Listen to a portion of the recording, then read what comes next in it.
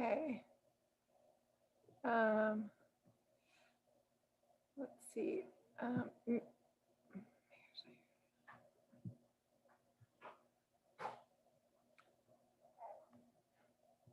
Melissa, I'm glad you got logged on correctly. Are you wanting to make a comment during our public comment portion of the meeting? If you could just respond in the question and answer, that'd be great. Melissa, I'm glad you got logged on correctly. Are you wanting to make a comment during our public comment?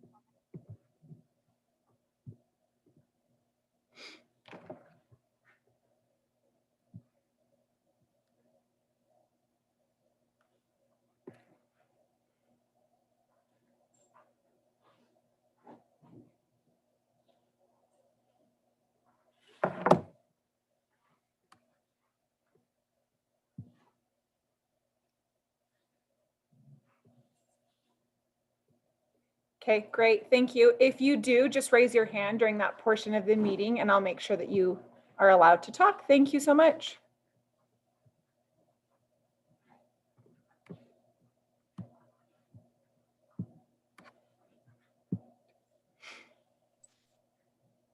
Mayor, I did get a second person that might speak during the public comment portion. Her name's Melissa. She doesn't have anything as of yet, but just FYI, we might have a second comment. Okay.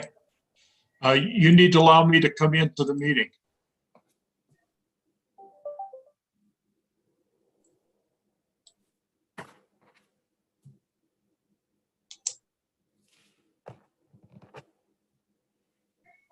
Can you hear me, Dot?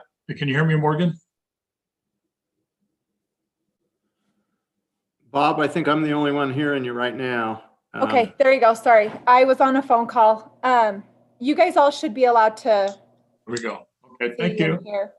Mayor, can you see the question and answer portion of this meeting too? I can see the Q&A, yes, Perfect. Okay, I know the last meeting we couldn't, so. That's correct, and I like it. Okay, as soon as everybody's here, Mayor, we're recording and we're live on YouTube, so you're welcome to start. Perfect. Okay, thank you. Let's make sure we have everybody. I'm sending over a new link to Joe Paul. I think he can't get in, so. He is on now, and Oh, I great. see Diane, I see Ann. I'm just now waiting for Brian to come on and we'll get started.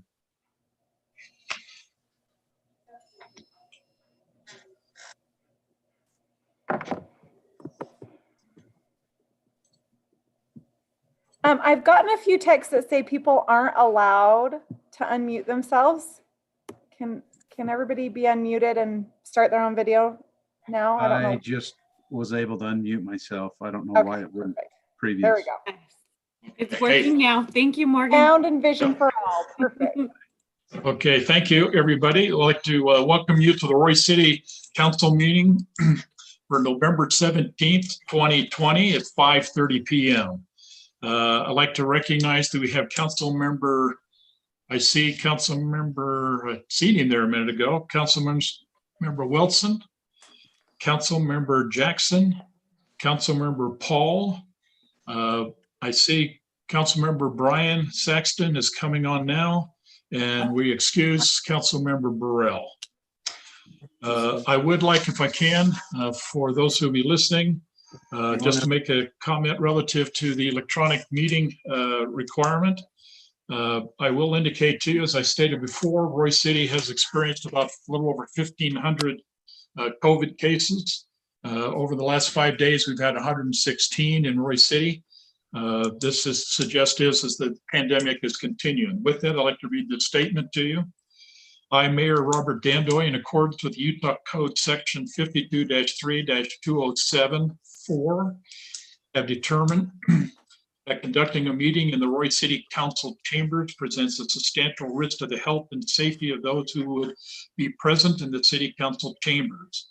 The basis of this determination is due to the infectious nature and potentially hazardous health affected of contracting the COVID-19 virus. There is not sufficient space within the council chambers to provide appropriate safety, physical distancing for the safety of individuals who would attend. Accordingly, This November 17th, 2020 meeting will be held electronically without an anchor location. With that, again, I want to welcome everybody here. We appreciate you joining us. We've asked Council Member Brian Saxton if he would go ahead and give us a moment of silence and also lead us in a pledge of allegiance. Brian? Okay. Before we do this moment of silence, I just wanted to share with the council that Skylar Oliver, who lived just around the corner from me, recently lost his life up in Washington. The details of his death have not yet been shared, but Skylar was a Roy High grad. And like the mayor, he loved fishing. He died on October 17th, and he was 24 years old. And I was thinking, regardless of the circumstances of his death, Skylar signed up to defend each one of us attending this meeting. And so in this moment of silence, if you would just throw a thank you Skylar's way, I'm certain his family would much appreciate it. Thanks. Now for a moment of silence.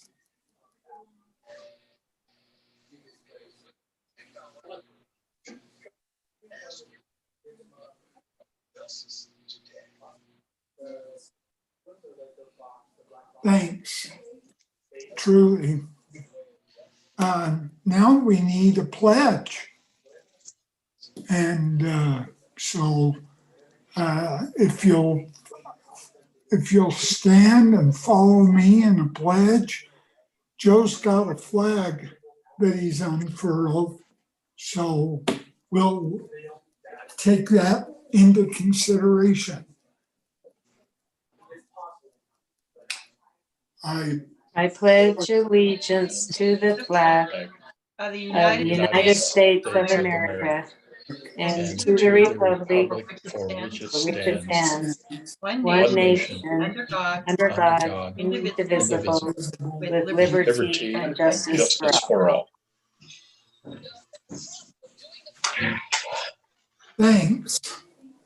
Well done, Councilman Saxton. Appreciate that. Excellent. Council, we did have one consent item, the approval of the October 20, 2020 Royce City Council work session minutes. However, we did not get that back, and therefore we're going to have to table that consent item tonight. Hope to have that in our next meeting so that we can work through that and make sure we get that as part of the public record. With that, we do have some action items, 3 to be specific. The first one deals with the consideration of resolution 20-33 approving an inter-county automatic aid agreement.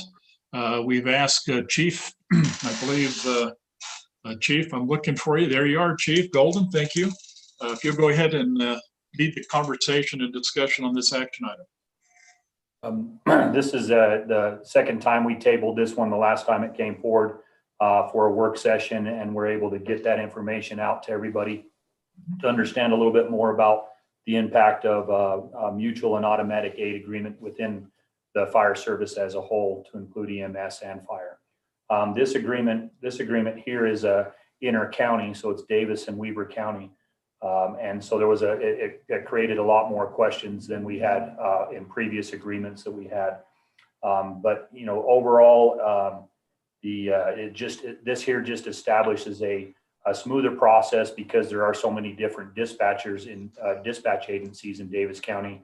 It establishes a set way of contacting and dispatching us if we're needed to that area, and also vice versa if they were to come to help us out as well. And then the other thing with these agreements overall that I want to emphasize, and I discussed at the work session, was that the requests are made and they're gone out, but we obviously have that choice, and it's written in there to be able to say, due to staffing and or vehicle in service and availability, that we won't be able to support this, and that goes both ways, obviously, and probably more so if we were to go very far. That's a long way to send a lot of our bigger apparatus that cost a little bit, and it's a good process to at least be able to assess those needs when we need to, and be good stewards of our citizens' vehicles, apparatuses, and money. Overall, though, I think I was able to answer all the council's questions, and I request approval of resolution number 20-33. Thank you, Chief. Go ahead, Council. Any comments, questions you'd like to make relative to this particular resolution? Make a motion, we approve. Chief, you've done a great job on it. Thank you. Okay, I do have a motion to approve by Councilmember Paul. Do I have a second? I second it. Okay, I have a second from Councilmember Jackson. This is a roll call vote. Morgan? Councilmember Saxton, Aye.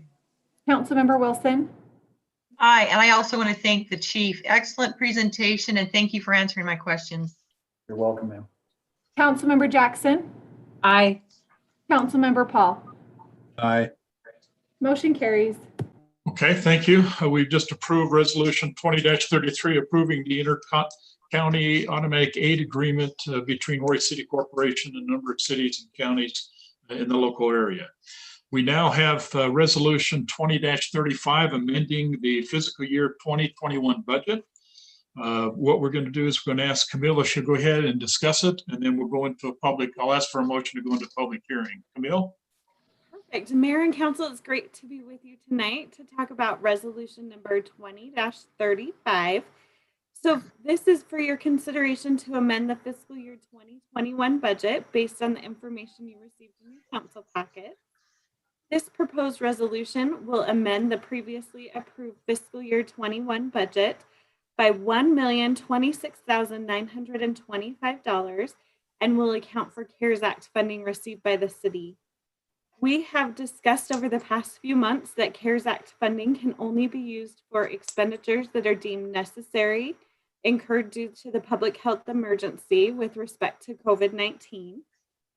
So city staff has met together and we've received advice and recommendations from other cities and experts to prioritize this round of CARES Act funding. This resolution is a collaborative effort and represents the expenditures we deem necessary in our response to COVID-19.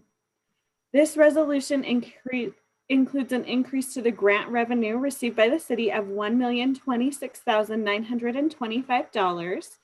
Round 3 is slightly lower than the previous two rounds due to the state giving more money to 10 resort communities throughout Utah. We are recommending $169,000 go to cover further technology upgrades. This will continue our efforts to upgrade our conference rooms to make virtual trainings and meetings more accessible, and we'll update our antivirus software to help increase the security of our systems as employees continue to telework and access our systems remotely. And we will also purchase a larger screen and projector to allow for social distancing if in-person events are required. The second portion of this resolution is different than the two we've brought to you in the past. In the past, we've proposed to purchase equipment and supplies to fight COVID-19. But this is a little different recommendation. This time we're proposing the remaining $857,925 go to cover public safety personnel costs. As you know, our public safety has been substantially dedicated to covering the mitigating effects of COVID-19. And police and fire are now responding to calls and incidents substantially different than they did prior to March 27th of this year. They now do additional screenings before they enter homes. They have patient covers when performing CPR. They have to wear PPE. They have more handoff approaches to every call that they take. They have to disinfect ambulances and police cars after every transport. So based on this information and the guidance we've received, we feel it's appropriate to use CARES Act funding to cover public safety wages and benefits during this fiscal year due to the COVID-19 pandemic and their response.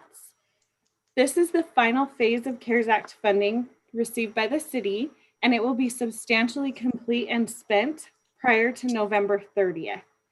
Any CARES Act funding that we have remaining after the actual cost of expenditures are covered, we also recommend we apply to cover any public safety personnel costs during this time.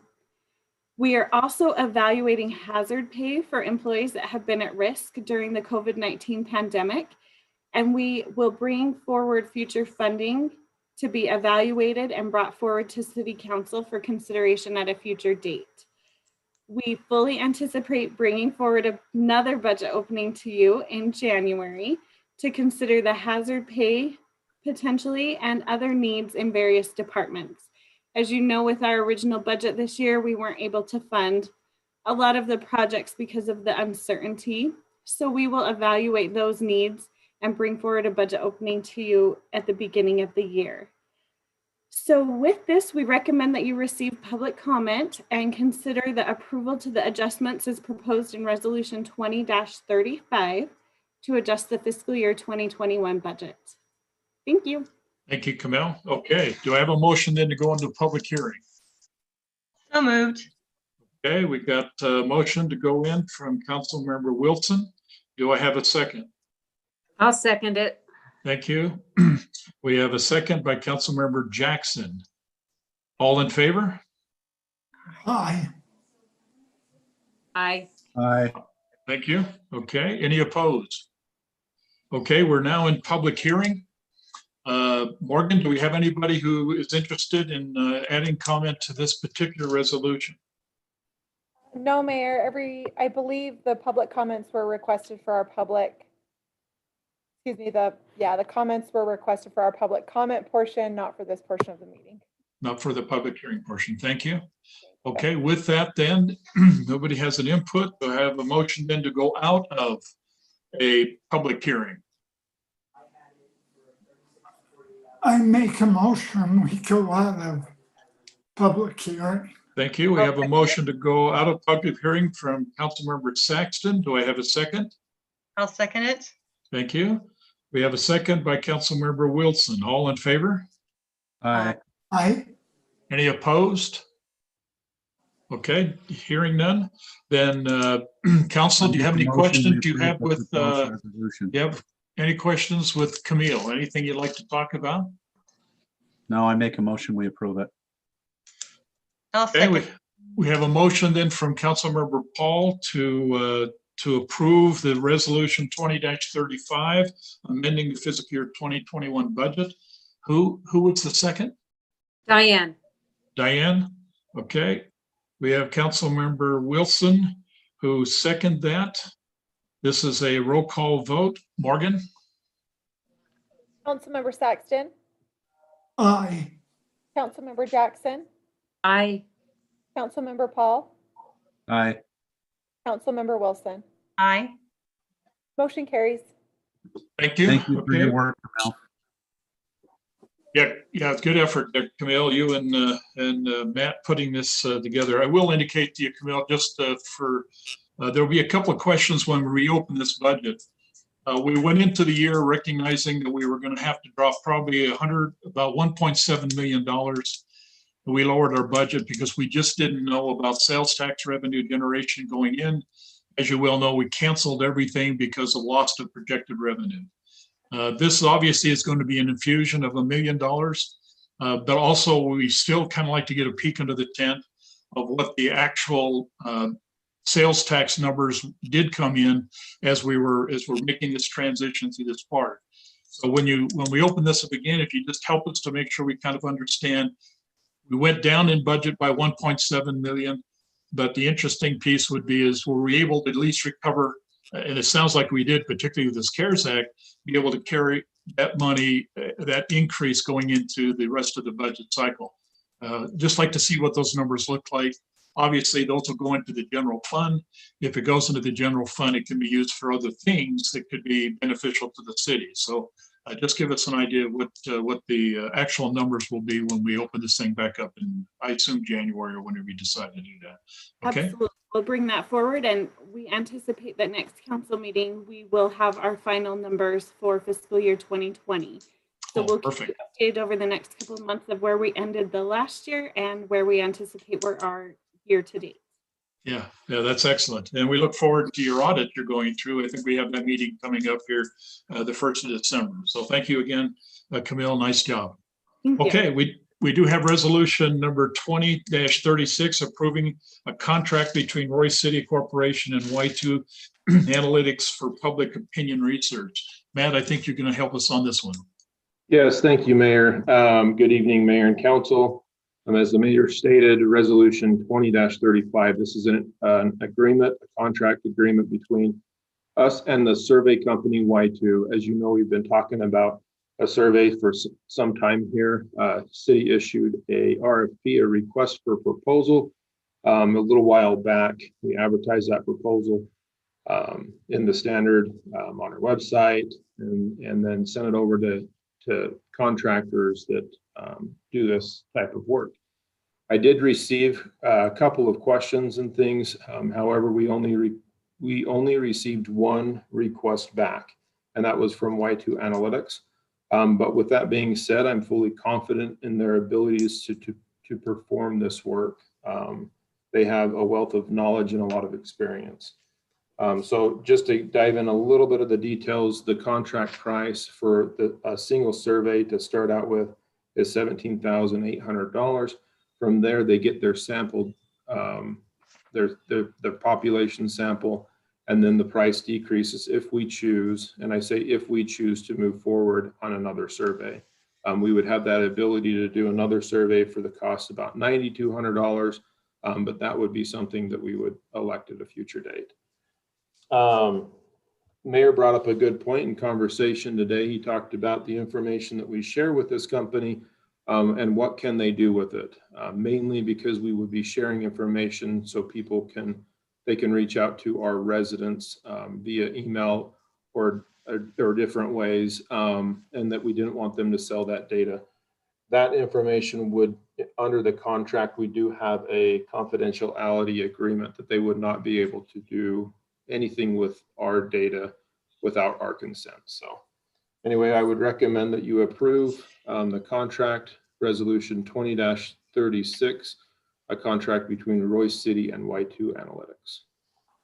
Thank you, Matt. Excellent rundown. Council comments. Okay, I didn't hear any. Let me just make a couple of comments from my observation. So it kind of ties this together. This survey contract was put out there so we can use this as a tool to look at economic development. There's going to be debates about whether it's going to look at the economic development strategic plan or whether or not it's going to be focused specifically on the Chapter 13 document that's going through the process. We'll see some questions on that. I do want to point out. I do have a question, Mayor. Please. So we constantly say we need more input. We've received more input from citizens on this Chapter 13 document that we've received ever since I've been on the council. And now we're going to go spend a bunch of money to get more people's input. I don't know that that's the wisest use of money. That's my input. And that's a great comment. In light of the fact is that at this moment you're going to have an opportunity to approve whether we go forth with this particular contract to do that or not. If this contract, this particular resolution doesn't get approved, then this thing basically dies right here. So to your point, we'll kind of get a feel how the council feels. Go ahead, Brian, you had a comment. I do. This project, this mixed use up on our main corridor has been probably the biggest project this city has tried to wrestle in, in my 30 years of being a reporter and covering cities along the Wasatch Front. So I would think that $17,800 is small potatoes compared to what we could lose if we don't have a balanced and fair input from the public. And I know people are going to email me, but it doesn't matter. What's important is that we get this right. Okay, thank you. One thing I will mention to you, in previous meetings, we basically had an agreement as a council. Councilmember Burrell brought to the table. She asked that upon the completion of this survey, if it's approved, he asked that we have one more work session to be able to go through that before we actually go to the vote. If you read the contract, you will know that the contract will run, once it's awarded, will run 8 weeks. Best I can tell at this moment, that delays the decision. More than likely, the workshop decision will be late January, and more than likely, the vote decision won't happen until the first meeting in February. So I'm just kind of put things into context in terms of the survey. We were kind of hoping to get it done sooner, but the fact is this contractor is proposing to use a variety of sources, email and mail as the main medium to capture that survey input. And as a result of that, it's going to be an 8-week process. So just be aware of that as we go through this process. Any other comments or questions for Matt relative to this contract? I believe that Brian has a very important point. This is a very large project, and that if we have, I'm glad we've had input. I think it's very helpful. And so now the key is to be able to try to get input from a variety of individuals, a variety of places that people live, a variety of property owners, a variety of business owners, and then it will just bring the city together. One of the things I've learned as I've talked to other city councils going through this is that if we can have input and buy-in from the community, business owners and property owners, the chance for success is so much greater. And so I believe I second what Brian says. We've gone this far. We've made this this sort of commitment, and I think 8 weeks probably turns it out to a perfect point. How does is Randy there? Does that sound like a pretty good time for you to be able to, facilitate economic development that you're aware of? Yeah, I think that's a reasonable time to get the input, and I think it's important that we get the input.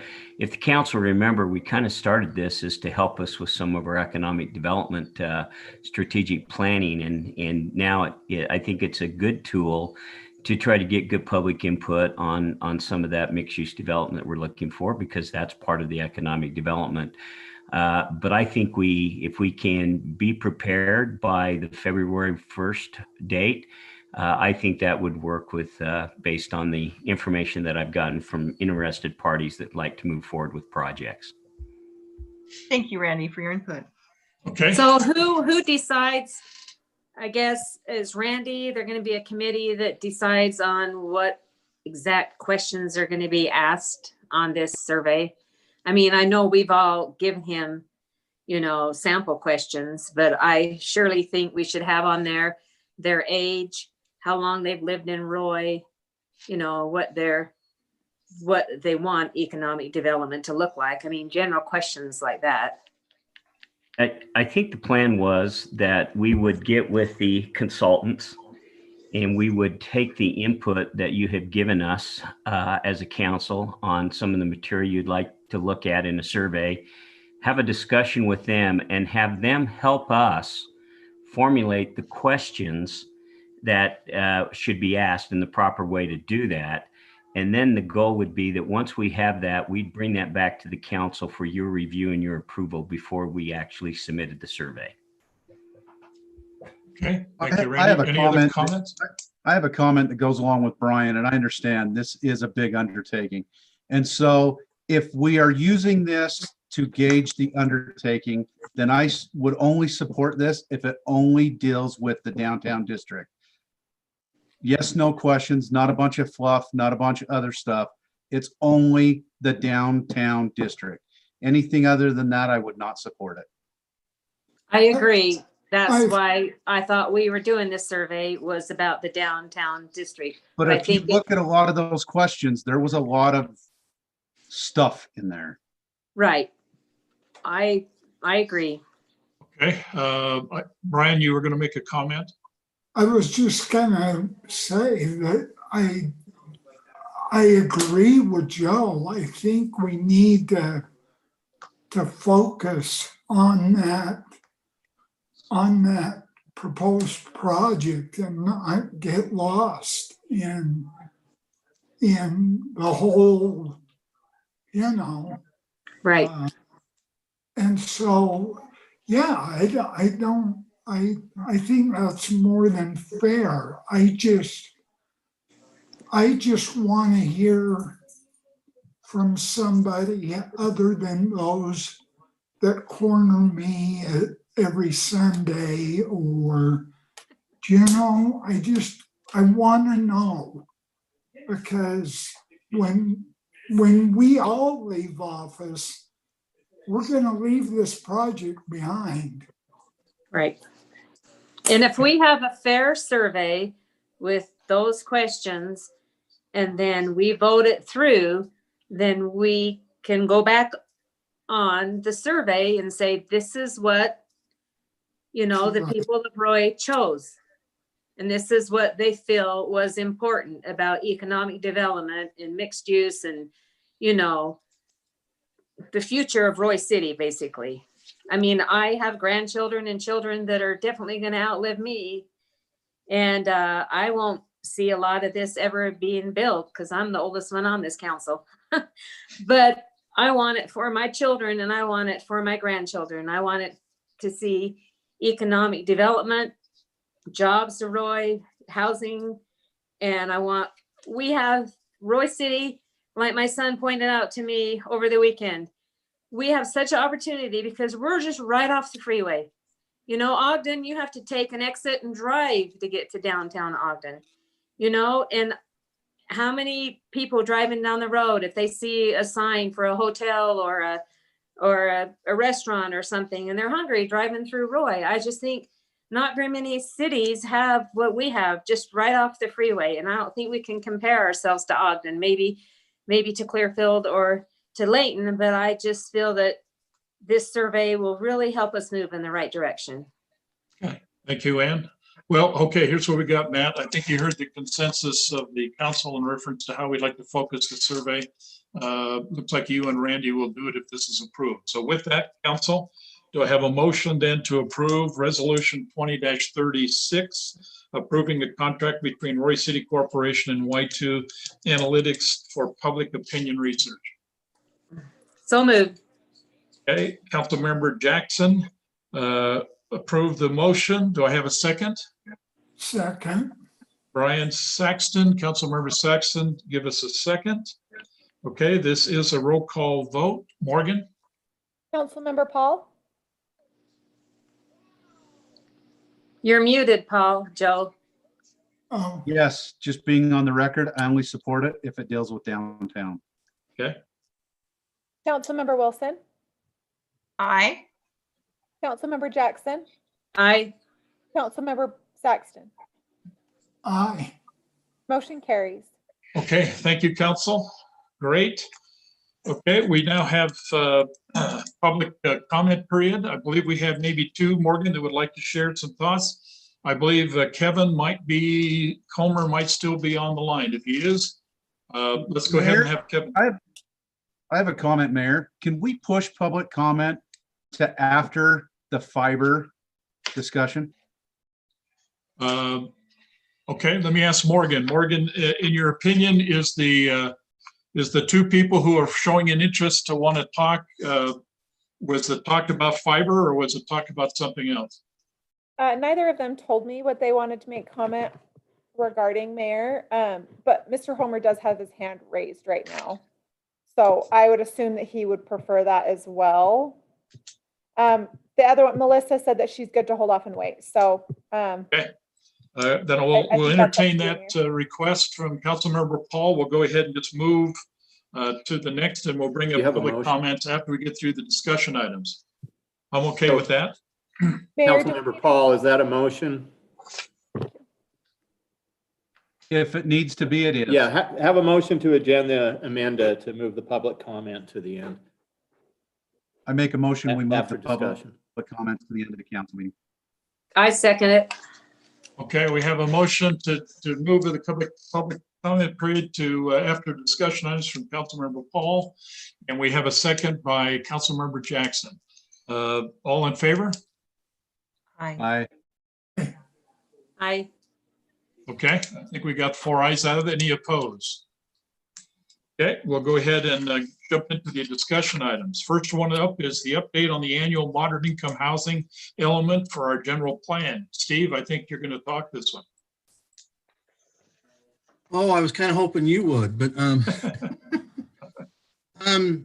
as mentioned in the staff report, the state is requiring that every city every year review their moderate income housing elements within the general plan.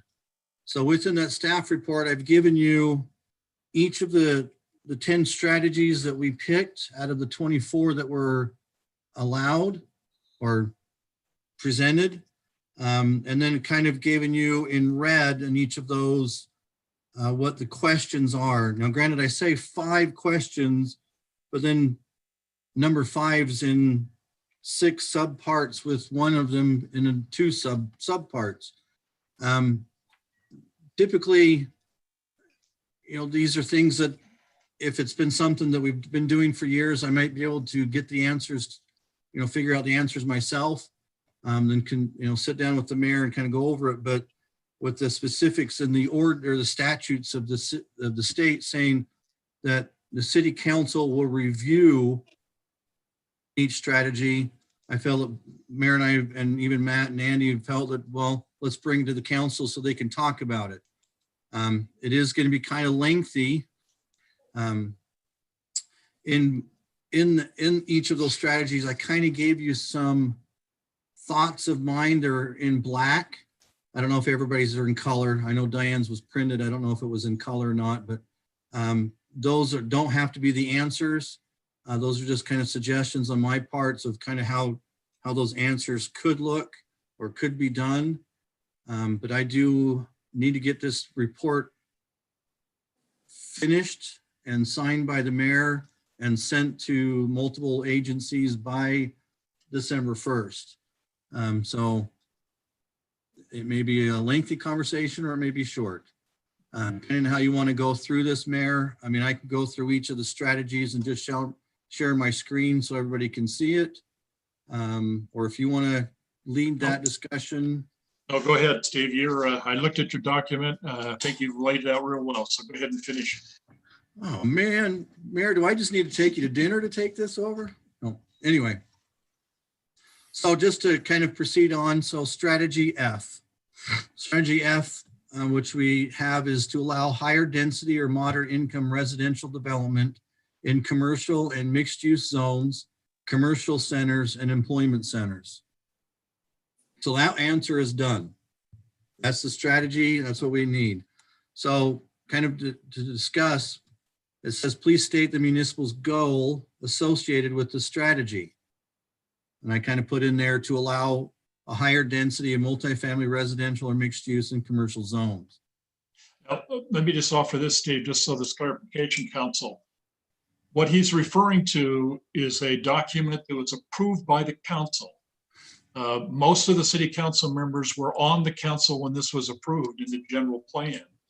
So he's not pulling this out of the air anywhere. This is actually what the law of the land says today.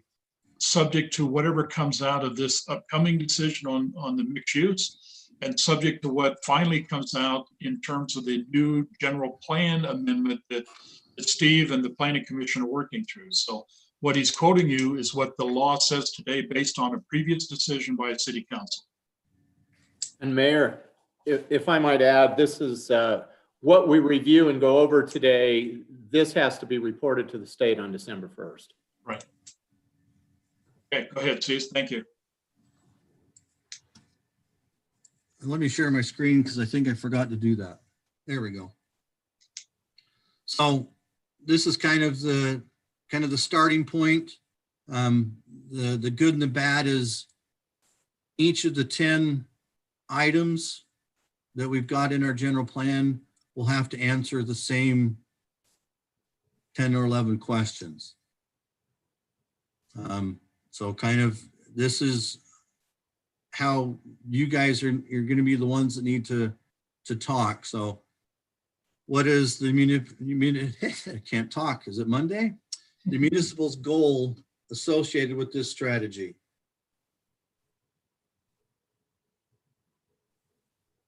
Council, do you want to make a comment on number 2? So I'm ready. I kind of filled out what I thought answers could be. Are you up for me just jumping in like that? Again, it's a discussion between the 4 or 5 of you. So okay. Well, I was thinking that for answer 2, we could say consider allowing, just because that's what we're doing. We're considering the option. You know, we're discussing it. We've got work sessions for number 2. So I just thought that might be a way to do it because we're considering it, as opposed to, it almost sounds like it's a done deal to say to allow. Yeah, I just kind of took the strategy itself and reworded it. So the strategy is allow for, not consider it. So that's kind of why I put to allow. Just my suggestions, my ideas. No, you're fine. Council? Brian, Joe, Ann?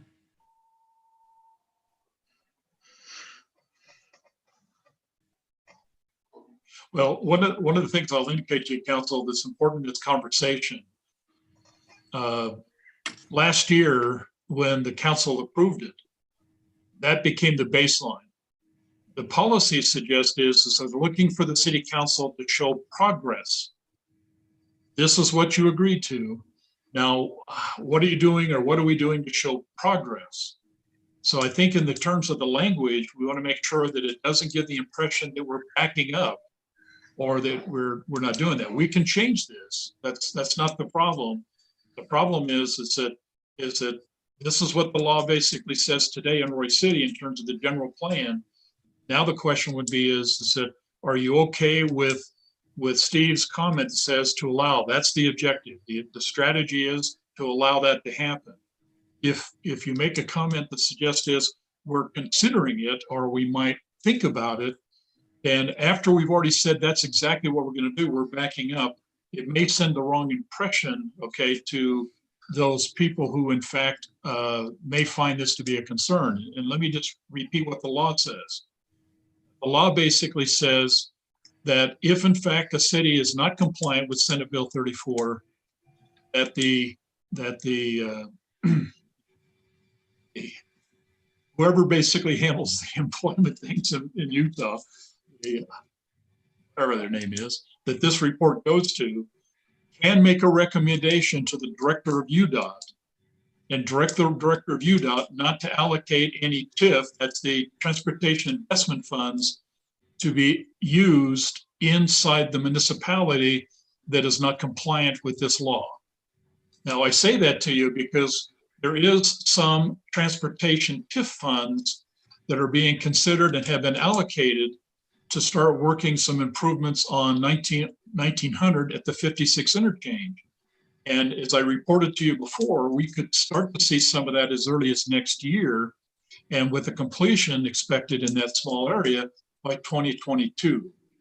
I just don't want this document and the intent of the council to jeopardize Royce City getting the $10 to $12 million that the legislators have earmarked come into Royce City, and that happens, we don't get our opportunity to use that because we're non-compliant with Senate Bill 34 and this requirement to report.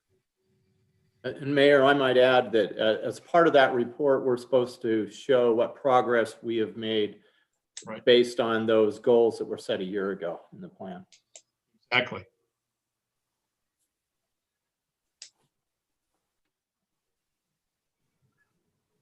I'm looking for a discussion amongst the council. I know Diane's made a comment, and I don't know if anybody else has any thoughts or if we should move on. Considering, I mean, we're working on it. We talked about our goal being allow for higher density and say we're working on considering it. That's our progress. There's been a lot of work done this last year, so that's a lot of progress in my mind. Well, progress could be that the work sessions, the public outreach, and the council meetings, all those discussions is the progress. That's where we are so far with that.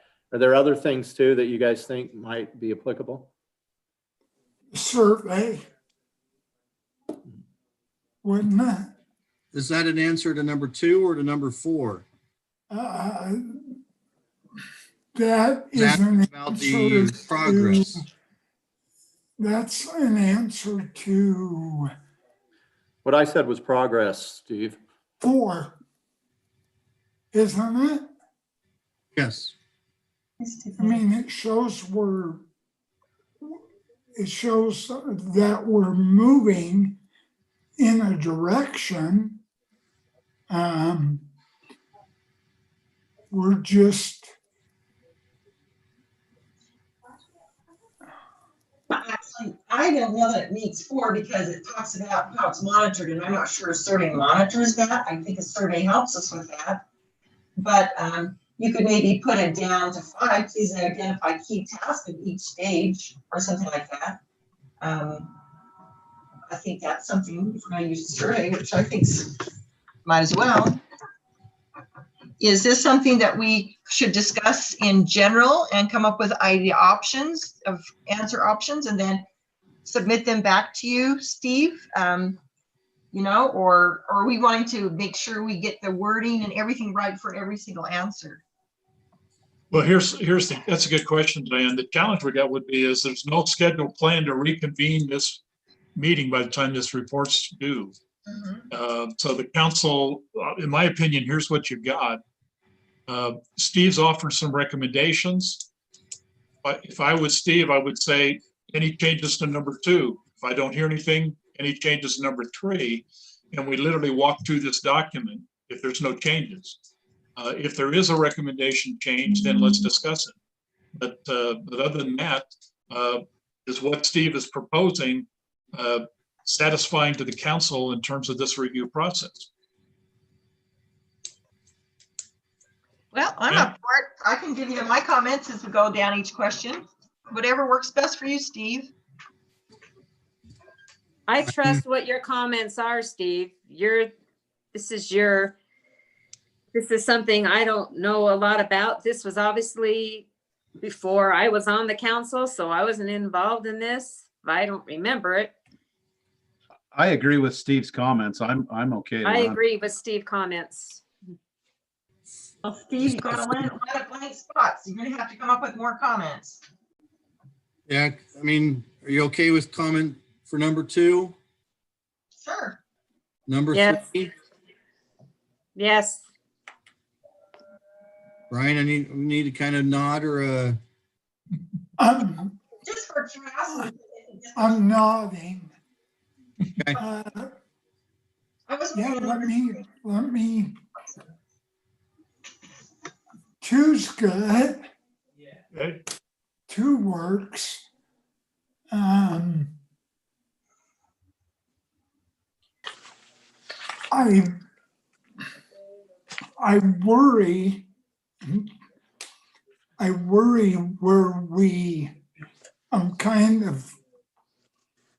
worry where we talk of high density in this, what we're sending.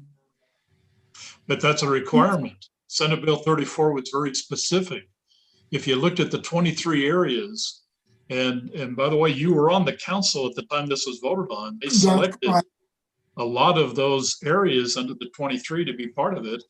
And to the extent is, many of those on the 23 list were in fact dealt with the density issues. So that's how they defined it. It's defined as high density. Well, I was thinking it says moderate density. So is that what you're thinking, Brian? Maybe put moderate density? I mean, the term higher, instead of being used kind of like a noun, it might be being used more as a verb, you know, the way it's written, the way Steve's written it. But maybe you feel better about saying moderate housing, because I was thinking under 3, what are your specific outcomes that the strategy intends to accomplish? Well, the specific outcome is to meet the moderate housing requirements. For me, that was my the way I was reading it. But I don't, okay, but I'm not, well, okay, you bring an interesting point, but how the council elected to approve this and did approve it, they used the words higher density, or they used about increasing density. And so that's in the language, that's in the general plan. So I guess the question is going to be, and by the way, what higher density means to us in Roy is not the same numbers in terms of what higher density would be as downtown Salt Lake. So we just have to recognize higher density is somewhat vague in its interpretation. But if it's higher than what you typically would have, and what we typically have is single family residential, and in essence, fourplexes are higher density.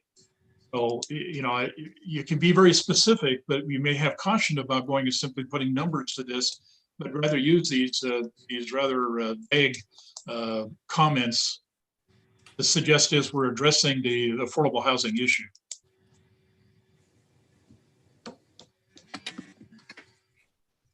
Go ahead, Steve. Okay. And I know I've already kind of got Ann and Joe saying they like 2 and 3. Diane kind of mentioned, you know, to meet the moderate income housing requirements, which we don't know, but it may be needing higher density. I'm just using the same words that's in the strategy as part of the answer. So does everybody in agreement kind of with number 4? Yes. The department will absolutely continue to monitor what we've done. Yes. Yes. Okay, number 5A, Please identify key tasks each stage needed to accomplish the goals. So It's basically the same as the other two and 3. yeah, just to amend the zoning ordinance to allow those type of things in our ordinance. Which is what we're working on. Whether it goes through or not, we're working on it. Yeah, just that's the key task to accomplish this, is to amend the ordinance. Now, if it's the mixed use that we have in front of us, or if it's a different something, but I feel we've answered that, if everybody's okay with that. Yes. So the primary parties that are responsible for completing this task, planning department, planning commission, city council, and mayor. Yes. Dan, Brian, Joe. Sounds good. Okay. So the first one that I didn't want to answer, I described resources the municipality must allocate to complete the key task. I'm ready for it. I think you should put a little time and a few kind words. A little time and a few kind words. Okay. Things I kind of wrote as we've just discussed. We're spending $17,000 on a survey. We've done public outreach on Facebook, our monthly news magazine, on our website. I know that doesn't necessarily mean allocate as in money, but time-wise can also be allocated for those things, but I can definitely put time and kind words. I think that's appropriate. Yeah. Okay, state specific deadlines for completing the task. Go ahead. I was thinking in process, to be determined. Okay. Everybody else okay with that? I'd like to say the first city council meeting in February. I was gonna say after we get a vaccine. We can all. That'll be somewhere for the general public sometime in June or July. It's asking for specific too. Yeah. So we can say February of 2021. Right. It's at least a time frame that we can shoot for. If we make it, great. If we don't, then we just push it till we can. February 2021. Yep. I won't put a specific meeting date, so it could be the 1st or the 2nd. Wow. That gives you 8 weeks for the survey itself, plus the, couple weeks to get the survey going, and then a couple weeks to get the results. Yeah, we got to get this. Okay. Okay. 5E, which tasks stated in 5A have been completed so far? Good. A good answer. Okay. Yeah, good answer.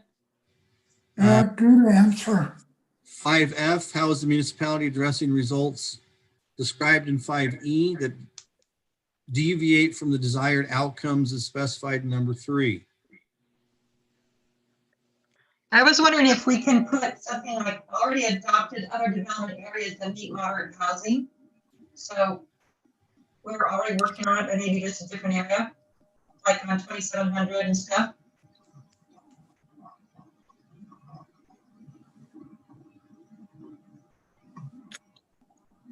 Diane, if you'll do me one favor, just make that clarity. If I can, Diane, when it seemed like I can hear you better when you sit back a little bit. Right. I think when you sit closer, the microphone picks too much up. Right. Got it. Right, I was thinking you could put already adopted other development areas that meet the moderate housing requirement. Is that the way you see that answer needs to be? That was my idea. What have you adopted, Steve, that addresses that already? Well, 2700. Well, it's asking us to look at 5E and how is that deviated from number 3? So 5E is Planning Commission has forwarded a mixed use to Roy Downtown District. Council is reviewing it. How is that different than to allow higher density in multifamily mixed use and commercial zones? 2700 West was a residential zone to a multifamily residential. Well, I'll let you pick what you think needs to be there, Steve. Well, I'm kind of hoping the council kind of help me figure out what it could say. Well, if you think that's an interesting one, try to figure out how you're going to answer number II on that one. What barriers have the municipality encountered during the course of implementation of said goals? I'm ready. Business, property owners, citizen concerns. Okay. So now let's go back to what Joe was saying. And I can vouch for that. I have received more positive comments to want to do something in downtown in this particular case than I have in any time over the last 5 years. They're all basically saying to me, why are you waiting so long to get this done? So to your point is that if there is some barriers, the barriers is us. Now, maybe the survey will resolve that. That's okay. Let the survey do that. That's the intent. But I will tell you, indicating what I have seen in 5 years sitting on this council as a council member and a mayor, I will indicate to you, I've never seen so many people outreached to me and you too, because I've been seeing a lot of those coming at you as part of council emails, where they're simply saying is that, let's do this. This is what they want. So maybe you can make a comment in there that simply suggests is that we're thoroughly looking at it. We're looking at multiple inputs. I think you can probably say that, so we're getting a very comprehensive assessment to get the right outcome, I think, Steve. But the fact of the matter is that the barrier, in my opinion, is more or less an interpretation of what the ordinance is saying or not saying. And that is a council issue. That's not a public issue. It's a council issue. And, but I don't want this to come across negative. I think we need to be unified in this, but let's just be honest with it. A lot of the barriers have been us. I agree. Well, put it down then. Yeah. Well, I don't want them to basically believe that the council is in fact not wanting to work this issue out and figure out a solution. Remember what I told you? I don't want the UDOT director to be directed not to spend $10 to $12 million in Roy. So I want this to be moving forward. I want it to be positive. I want it to work. It's just taking time to work through that. So let's try to keep it as positive as we can. But I will indicate to you, I think, my Mayor, opinion, as long as we can show that we are in the process to get it done, or, you know, that we haven't just stopped or said no, right. I think we'll be fine on the funding portion of it. And make sure that we talked about we're investing in a survey. I think that's important. Yeah, and that will I help put us that to kind get of on the allocation portion of it. perfect. Okay, we finished the first strategy. Okay, so strategy G, encourage higher density or moderate income residential development near major transit investment corridors. This one and the next one, the city had to choose between one of those two. We didn't have an option. One of those two, the city chose both of them. Again, answer number 2, just kind of taking the wording out of the strategy itself, just to allow for higher density of multifamily residential. I probably should put in there or modern income housing around the front runner station. Everybody okay with that answer, and then including the moderate income? Yes. Yeah, I think that works well.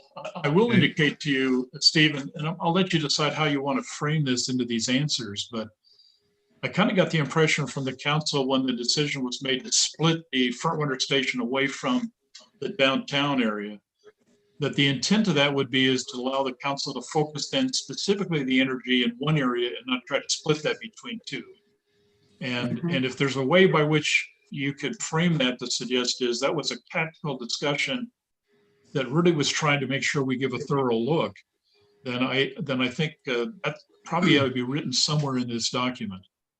Yeah, I'll get to that one. I kind of had put that in already. We might be able to expand about it on it. So is everybody okay with answer number 3? Again, just inserting the words moderate income residential. Yes. Yes. Brian, Joe, okay.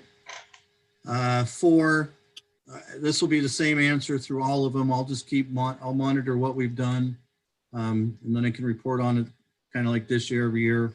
If everybody's okay with that, we'll just keep moving. Yes. So 5A, please identify key tasks in each stage needed to accomplish the goals. Again, just to amend the zoning ordinance to allow for higher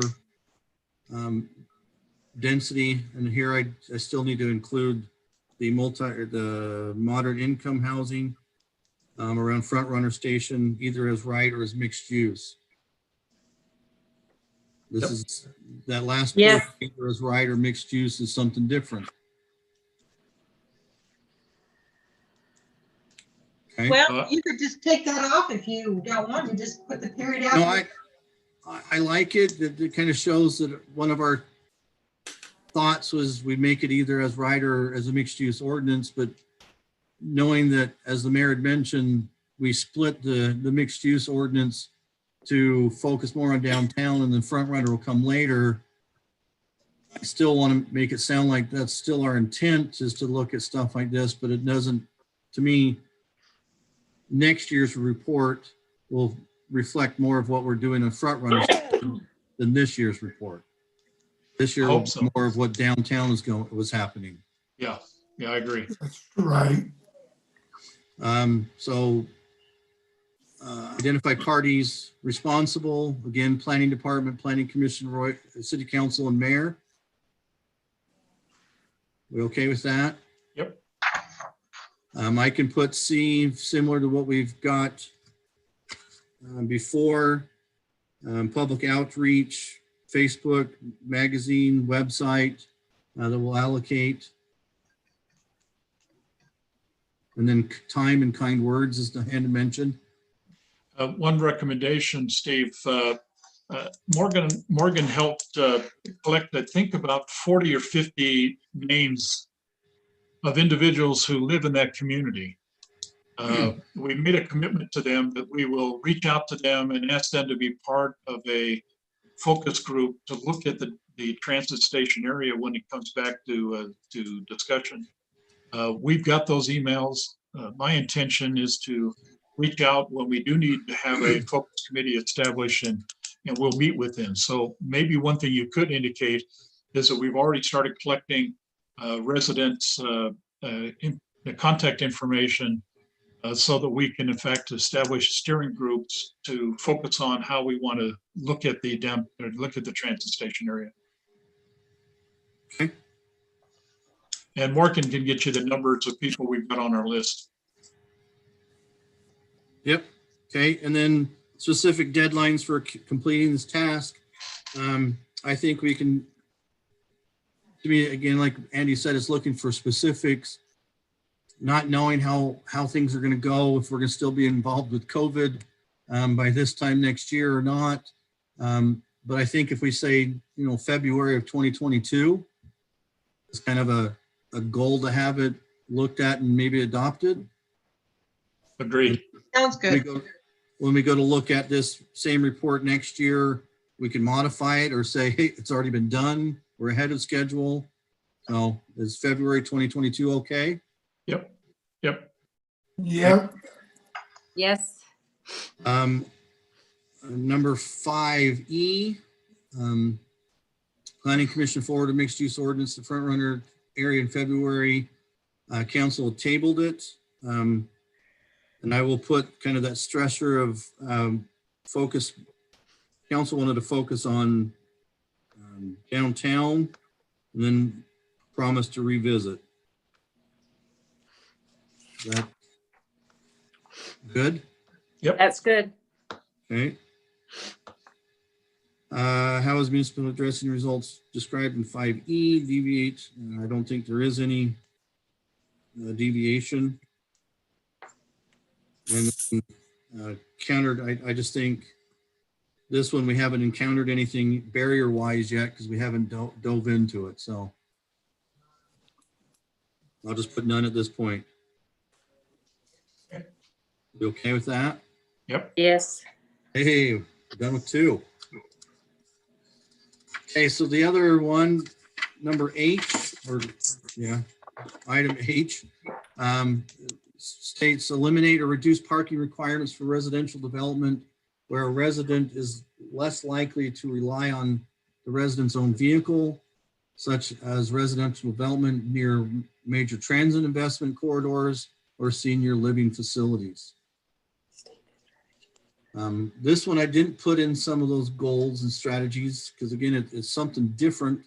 I know in the ordinance, the mixed use for downtown, it does reduce a bit of the parking requirements and allows for mixtures of uses to count the same number of stalls. I know what that's more downtown where this is talking about major transit investments, but 1900 West and Riverdale Road also have one of the buses that go Ogden to Salt Lake every half hour, plus a few other buses that get you into other places. So to me, I think it's a major transit investment area as well. So if you're okay with that kind of comment for that one, and then kind of the same thing that looking to reduce the parking requirements and allow for mixtures of uses to count the same number of stalls. Yep. Got a nod from Diane. Ann, you okay? Yep. Okay. 4 again is just the same. The planning department will continue to monitor the city's progress. Identify number 5A is identify key tasks each stage needed to accomplish the goal. Would you think just looking at the parking requirements and adopting an ordinance or ordinances? Well, one of the ways you can do it, but it has to be an ordinance driven, is you could basically red stripe the curb. That's a little extreme, but there has been discussion in the past of formulating a written policy ordinance that talks about more about how that should be used and could be used. I'm reluctant, to be honest with you, to want to do that, but to meet this requirement under the Senate Bill 34 for residents in that area, I don't know how else you can. I mean, it's almost like saying is if you're going to restrict parking, what you have to do is you can't allow them to park on the street, and that's not going to be popular at all. Unless the intent then would be is to let me ask you this question. We do have a senior building, a senior development just across the street to the north. When that was developed, did we limit the number of parking in that particular facility? No, because they developed under the code before Senate Bill 34 that required 2 stalls per unit plus a half stall of visitors per unit. So that's 2.5 stalls per unit that they may only have 1 car. Yeah. Yeah. So it really comes down to new development, and that's the only way you can really make that work. So, what about the new senior living facility that's going to be going in?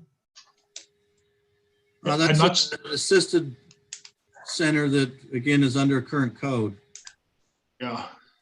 And most of them won't have cars because most of them are there for live-in hospice, so to speak. Yeah, this one's going to take some more thought, Steve. We're going to have to flesh this one out to see what we can really do. And by the way, Council, it may come down is that this particular goal is unachievable in Roy. The requirement under the law says you have to pick either this one or the previous one. Maybe we can't get there from here at the train station. We have to do one. Maybe the first one's the best one, and we just reevaluate whether or not this is achievable. The unfortunate part, it's in our general plan now, so we have to. I know.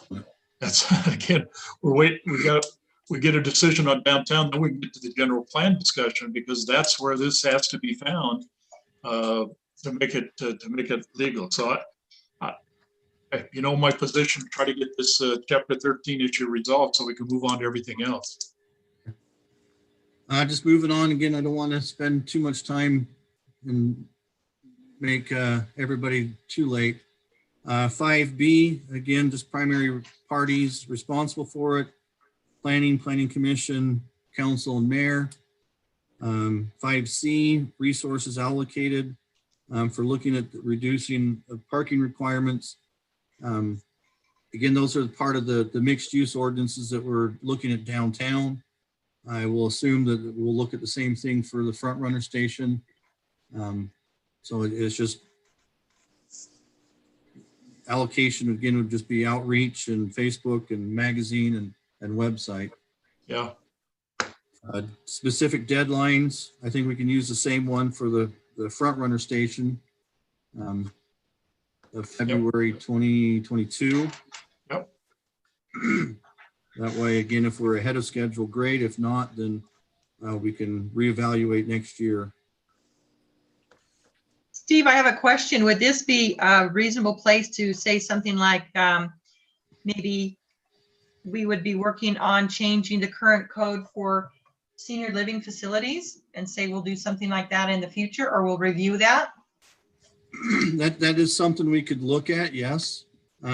It's not necessarily senior living facilities in the sense that we have it defined, because that one is 1 stall per 8 beds. I don't know if you can reduce that too much more, plus 1 for every employee that works there. So this might be more of like the senior apartments that are across the street from the front runner station, where they're a 55 and older community where there is no nursing. That might be something that we could look at reducing. Right. But it doesn't mean we couldn't include that facility in the front runner mixed use ordinance or what have you, and then just reduce numbers in accordance with that. Because those are really 1900 West and Front Runner really are two major transit hubs. The rest of the city is not. So I don't foresee, you know, if there was a senior apartments on 3500 West and 6000 South, there's one bus that comes once an hour. They're not going to be relying on transit to get places there. So, but yeah, this would be a place to put that kind of stuff, and I can definitely make those comments in here. Okay.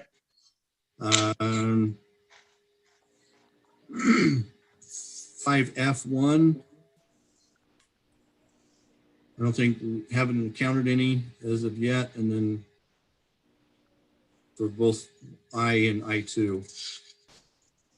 Okay. If you guys are okay with that, then we'll just continue. Yep. I hope you don't feel like I'm rushing you. These are, this is the law. Just trying to be compliant with the law. Okay, strategy J, implement zoning incentives for low to moderate income resident or units and new developments. I think this is, if we kind of think about it, and Randy can kind of step in, CRAs would work great in this. I know we looked at 2 for downtown and approved them, and then looked at 1 at the Front Runner station, and that one didn't get approved. Right. But those type of things would, CRAs, according to the state statutes now, have to allocate 10 to 15% of the monies that come in to moderate income housing. There's no ways around that. So I think in this one, we have, you know, knowing that we've got 2 already downtown is a great start, and we can talk about, we'll revisit or relook at something down by the Front Runner station. Yep. You've got 2 words in there need to be your typing error on appropriate, opportunities. Yeah, I think that's the right approach. But let me ask you this, Steve. To look at incentives, we need a project. And Randy would know this as well as anyone. Once we have what appears to be a project area defined, we now have to go out to those taxing entities and solicit them to be part of this project so that we can generate the incentive funds to be able to make this work. So we just need a place, whether that's going to be the train station, whether it be downtown. We need a developer to come in and establish a project so that we could look at and develop and start the process for the use of CRAs. So I think we're good with this one, as in, because we have already implemented 2 CRAs, at least on the city side. We still need to go out to the other taxing agencies, but at least it shows that we are in the process of getting those things, projects we need. So when one shows up and they start asking, then we can get more specific with it. Yeah, I think most of these answers we could do just off that basis. Need projects, don't have any submitted or received at this time. and that really is crucial. We can set the environment for development. We could even set the environment to do affordable housing. But if there's nobody that partakes of that, the city in itself isn't going to go out there and build buildings just so we can meet the affordable housing. The tasker here is, have we set the environment in place to allow that to happen? And we just wait for the opportunity. And on the what is it, 5D on deadlines, I'll just, if it's okay with everybody, I'll just put February 2022. Just kind of say that we do have a date, but we'll relook at it next year. And if we accomplish it before, great. If not, then we can reevaluate. Perfect. Sounds good. Strategy M. Reduce impact fees as defined in section 1136A 102 related to low and moderate income housing. Kind of the first answer I've given is just reduce overall costs for development, reduces the overall cost for the customer. Things that we could do to help incentivize, and it may not be we as a city give you $1 million. just a number throwing out. You know, you're not in the CRA, so no monies are there for you, but we could reduce the impact fees. Knowing most of downtown is already built out, the sewer lines, water lines are already there. They meet capacity on most of what we're thinking of doing. We can say, okay, that impact fee is gone if you're doing low to moderate income housing. Yeah. But the infrastructure is already in place. Right. So those type of things I can, you know, write and get back to you guys fairly quickly. So, you know, deadline on this, we could put February 2021. It'd be more incentive wise. If you're doing moderate and low income housing, then we'll take off a percentage of it or all of it if it, you know, percentage wise. So if you're going to do 20% of your development in moderate income, we can reduce it 20, 30%. Those things we can do. Yeah. Everybody I like okay that. with that kind of process or thought? Yes. That's the right way, Steve. Okay. Hey, we're at R. Now, these next ones, an R, S, T, and U,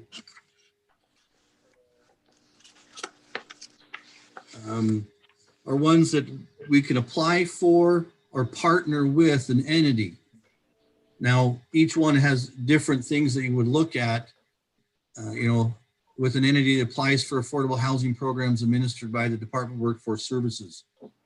If you guys would like, I could, in each one of these, I can do the same thing for you, is reach out and find, okay, Department of Workforce Services, what programs are out there? Look what we need to do, and are there entities that do this up in northern Utah? I know, like a number strategy S, where it talks about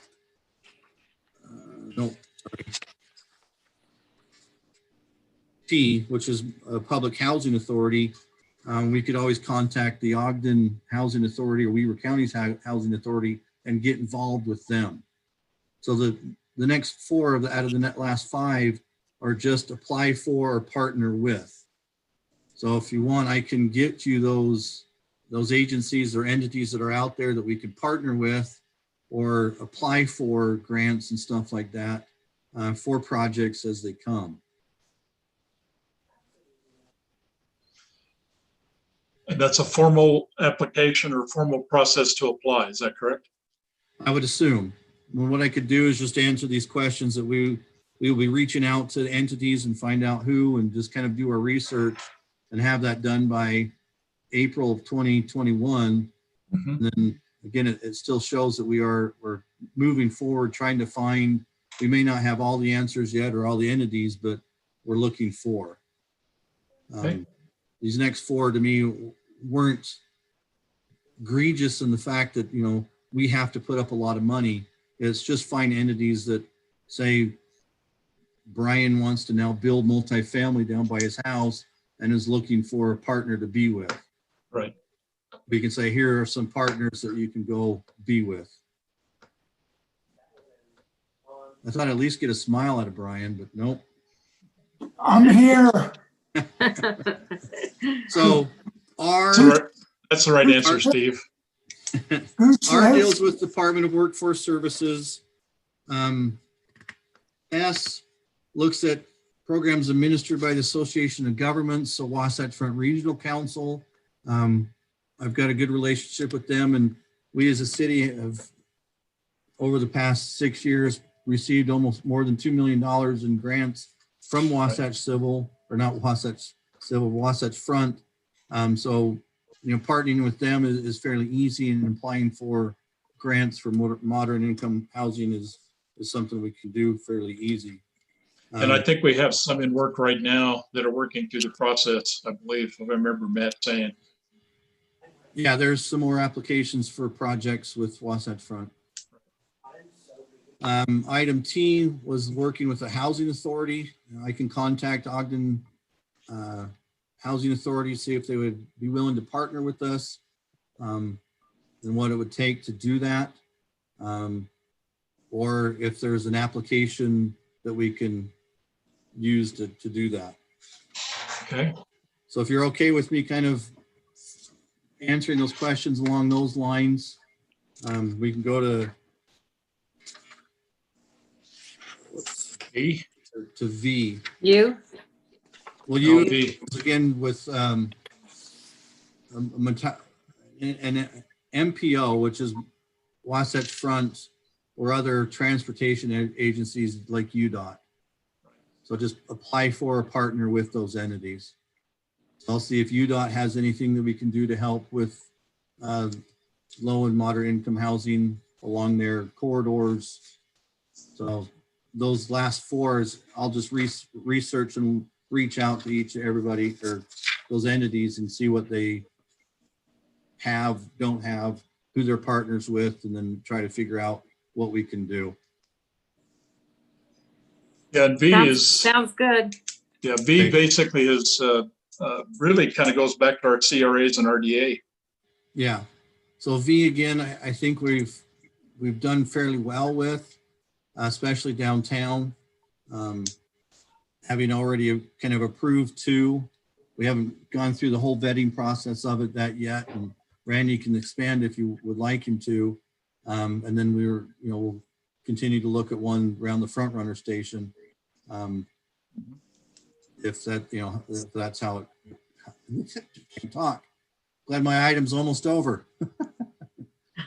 Any concerns with the kind of the comments I have there, or the kind of the discussion that we've led through? No, you're the man, Steve. You know, you've been in this business for years, and I appreciate all your hard work. And sorry, Steve, I make a motion, we move on. Oh, I love you too, Joe. But okay, what I'll do is I'll put that report together, Mayor, and then I'll sit down with you to make sure that the answers kind of correlate with what we discussed tonight, and then get it off. Get it signed and get it going. I like it, Steve. Thank you for the hard work. Oh, no problem. Thank you. Steve. Thanks. Okay. Let's move on to discussion B, which is fiber network proposal. Matt, you're going to take a moment and talk about this one. Go ahead. Yeah, thanks, Mayor. I do not want to overstate where we are on this process. The city has not reached out and did an RFP request for proposal on soliciting fiber network in the city. This proposal was unsolicited, meaning an individual that we've been talking to took it upon himself to give us a proposal, to give us an understanding of costs and how this all works. With that being said, the intent of this conversation is just kind of this is a hard and fast agreement to say that there's a lot of different things that we can do with fiber network.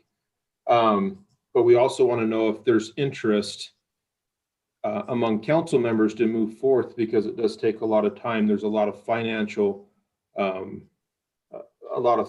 financial repercussions to the city, and also political if we go forth. So know that this could be a longer process. First thing I learned is that there's a lot of different ways of doing fiber, meaning that we can own it, we can put it in the ground and have it as a utility service ourselves, or you could have somebody like Utopia own it and you own it at a co-op and be a voting member of that co-op. So know that there's different ways that we can handle this. That would all be discovered in an RFP and by your choice on which direction you want to move in the future if you choose to. In the guts of the unsolicited proposal, we're looking at about, if we do a utility model, we're looking at about $34.7 million. Under a utility model, that would put fiber at every doorway in the city. One way of paying for that is that each resident in the city would have to pay $10 a month for that, regardless if they use the utility or not. It would just be a utility fee added. The monthly utility bond payment would be upwards of about $137,000 to pay out that $30 million. My understanding is that's about a 30-year bond. There's another way that you can also do that. Oh, I also should mention that the services, if you would be anywhere from like $65 to $75 under that model. You could make that monthly service more expensive and reduce the cost of the residents if you chose to do that. But no, as you get that cost up, your utilization of that of people that choose to use the fiber would probably go down. So there's a So is that $10 a month per resident on top of the 60 to 75? Correct. Yep. There's another way that you can do it as well, and it's more of an opt-in subscription model. And what that would do is put a utility service in every roadway in the city, but not put it in their front door, so they can't just easily connect. They opt in, and you can choose which way you want to have them pay to get that to the door. If it's increased fees or whatever, that would reduce that charge, that bond down to about $28.5 million, meaning that every resident would still pay about $7 a month, give or take, depending. I mean, like I said, plus you could individual hookup. What's that? Plus individual hookup. Plus individual hookup. So when they wanted to do it, they would have to pay for that hookup too, or you could put that into the cost of the monthly payment if we chose to work it that way. And so the real intent of this conversation is that the mayor and I did have multiple conversations and reach out to multiple companies, just trying to look at different ways that we could do this. But we also wanted to know and get a good feel for where the council's at, just with the sheer funding of it. Is this something that you'd be interested in looking further and doing more discussions about? In further council meetings, we can invite vendors to come to us, or we could do an RFP and just get somebody to come in and take a look at it. So my concern is based on demographics of Roy. I'm not willing to put an expense on the back of citizens that aren't using the service. To charge everybody $10 a month, regardless if they use it or not. To me, it's not that big of an expense, but to some it is. We have a lot of residents that are on limited incomes, and it's the same adage of raising taxes. To me, if you want it, you ought to be the one to pay for it. I agree. My neighbor doesn't have internet. She's on a limited income, and she's, and my Comcast works just fine. I just think that all the citizens shouldn't have to pay for something that's not beneficial to them. With that being said, a neighboring city, I have to offer this out to a neighboring city. They kind of went through this, did the rounds a little bit, and what they did is more of a crowdfunding. So they separated the cities in zones, and then that zone has to raise so much money themselves in order to put it in. But you also said that we already have fiber in our downtown district. So yeah, just like at the city offices, we do run our internet off of a fiber network line. So there's places in the city that do offer fiber. There's another company that the individual is actually from Roy. Used to live right down on 4800, that he has his fiber networks throughout different locations in the city as well. I did ask. What's that? I was wondering, do you know what the percentage of Roy that already has fiber by chance? I don't off the top of my head, but I do know it's pretty minimal. It's not very high. So it's mainly in the main businesses. But it's easily accessible. If people want it, they can go to a provider and get it. As a resident or something, it would be very difficult to do. Okay. Right. But also Kaysville voted this down, and that city, I think they have a lot more higher income housing there. And I just feel that if they couldn't afford it and they voted it down, I just don't think it's a good fit for our city. That's just my opinion. I do have to mention this as well. One of the biggest questions that I had right out of the gate is if this was profitable, why wouldn't the free market just put it in? Kind of a simple question. And really what it came down to, and it actually makes a lot of sense to me, is that when companies and corporations want to invest $34 million into something like a city with fiber, they expect to get a payout of 5 years. You're talking of a payout of 30 years here. And that's the biggest hiccup, to have a private person come in throughout all of Roy and put fiber network in. That's the biggest hiccup. Councilmember Jackson, just as you said, yes, I thought that would come up with the Kaysville. They did have that on their ballot. They did vote it down. Something also in their benefit with that is that it was a pretty close call with them to say if they were going to do it or not. But with that saying that if that 50% voted yes, or maybe 49% voted yes, that's a fairly good participation rate as well. Some of these assumptions are based on a participation rate of 30% and not 50. So it's not like they're in a bad place, because you could work it to where that 50% shares more of that burden than the rest of the citizens. You can manipulate that. But maybe that would be upwards of $100 a month versus, the 65. I couldn't tell you, but anyway, just a thought. Hey, Council, one thing that, and I can't speak to how the residents have reached out, but they surely have reached out to me many times on this issue. The question is, what do you want the city to do now? We can go out there and gather more information, provide you maybe some other options to look at, or you believe that we're really not in a position right now to expend any more resources on this, and let's let this thing sit for a while and maybe revisit in about a year. What would you like us to do? I think it's the old adage, a lot of people want it, but nobody want to pay for it. In the survey, we had that thing about the cemetery. Right. 67% of the residents wanted a cemetery, but less than 30% wanted to pay for it. That's what you have here. You have a vocal minority that want it, but you're going to tax the back of all the residents for it. I'm happy with my internet. Yeah, me too. And I pay $45 a month. I don't need fiber, even though I'm working from home. So, and if I need more bandwidth, I yell at my kids to shut their videos off so I can finish with council meeting. So I'm good. I don't see taxing burden the city and the citizens for the wants of the upper few. I agree. Well, the intent was just to gather information, and I made a comment to Matt to suggest, much like Kaysville did, this is a very, very expensive issue, and it's probably better suited if it was being proposed to put this on a ballot if we got to that point where it needed to be. But I guess to your point, I'm hearing, Joe, let's hold off, maybe not put any more effort out for another year, and maybe a year from now we can revisit what we may or may not want to do with this. Is that a fair statement? Next year's an election year, put it on the ballot.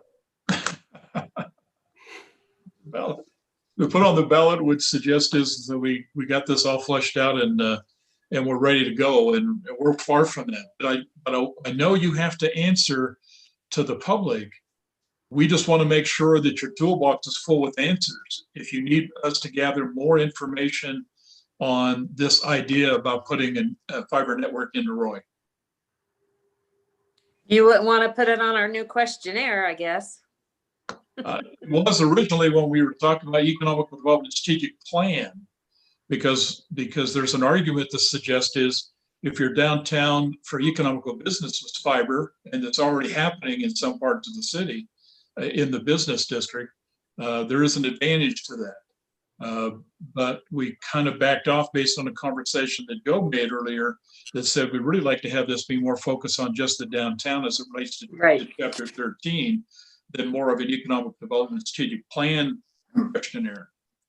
Well, and Matt says we do have fiber at the city offices, so I don't know how close, how far it goes. I don't understand it that well, where people can connect to the cities.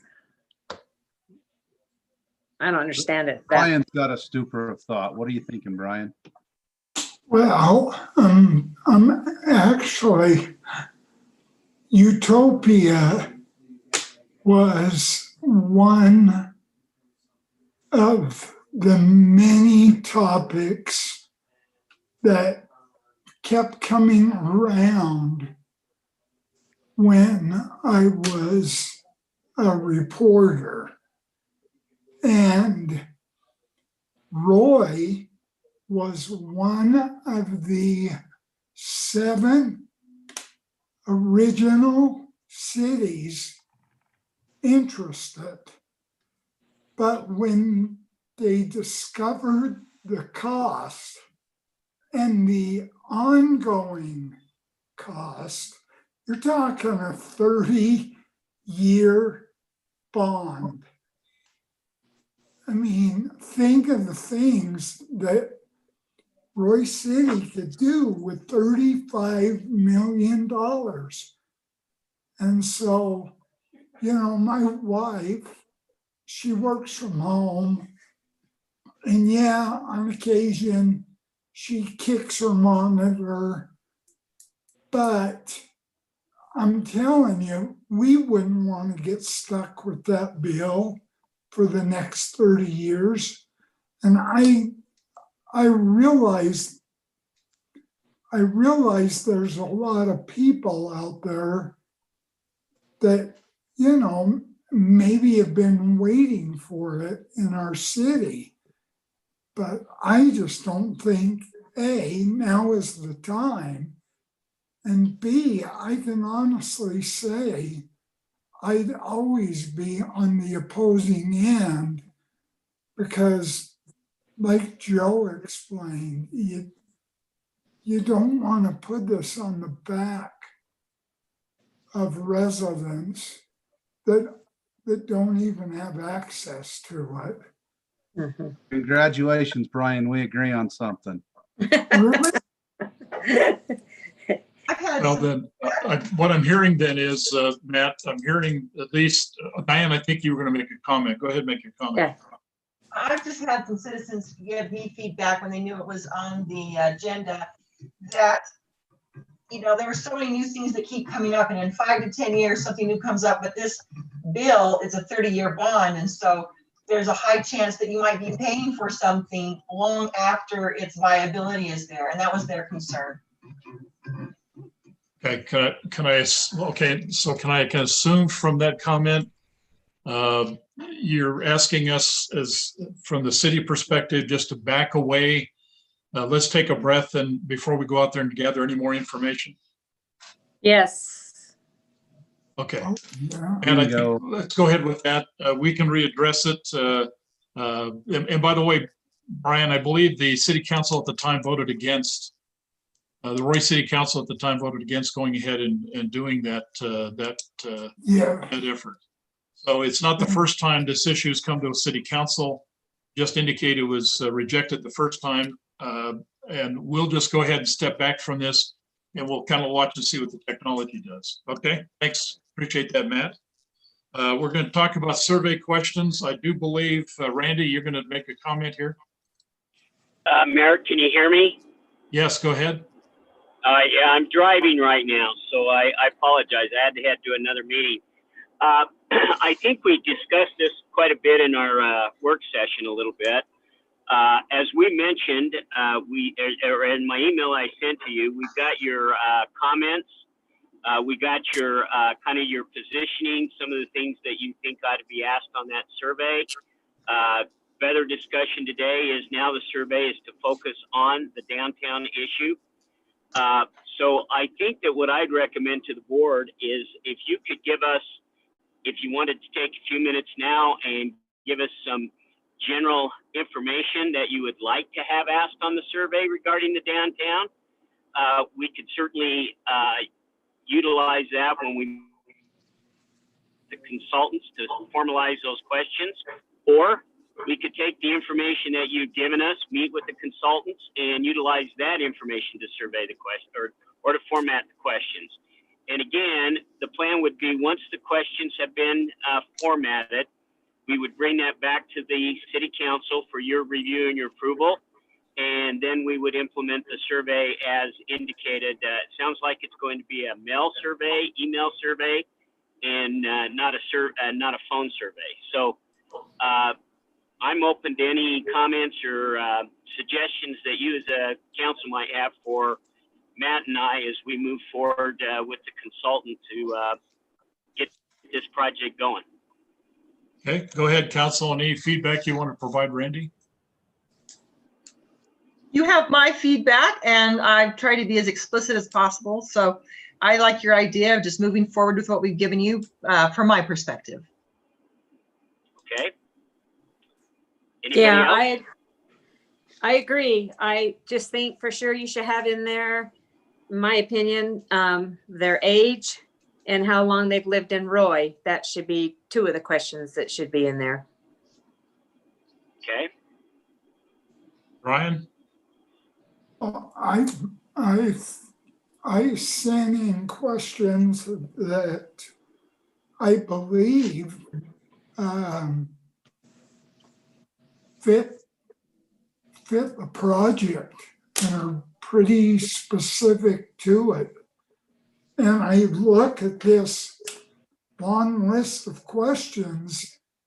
If we can't, get 8 or 10 or 12 good questions from that list, I think it'll be an interesting survey.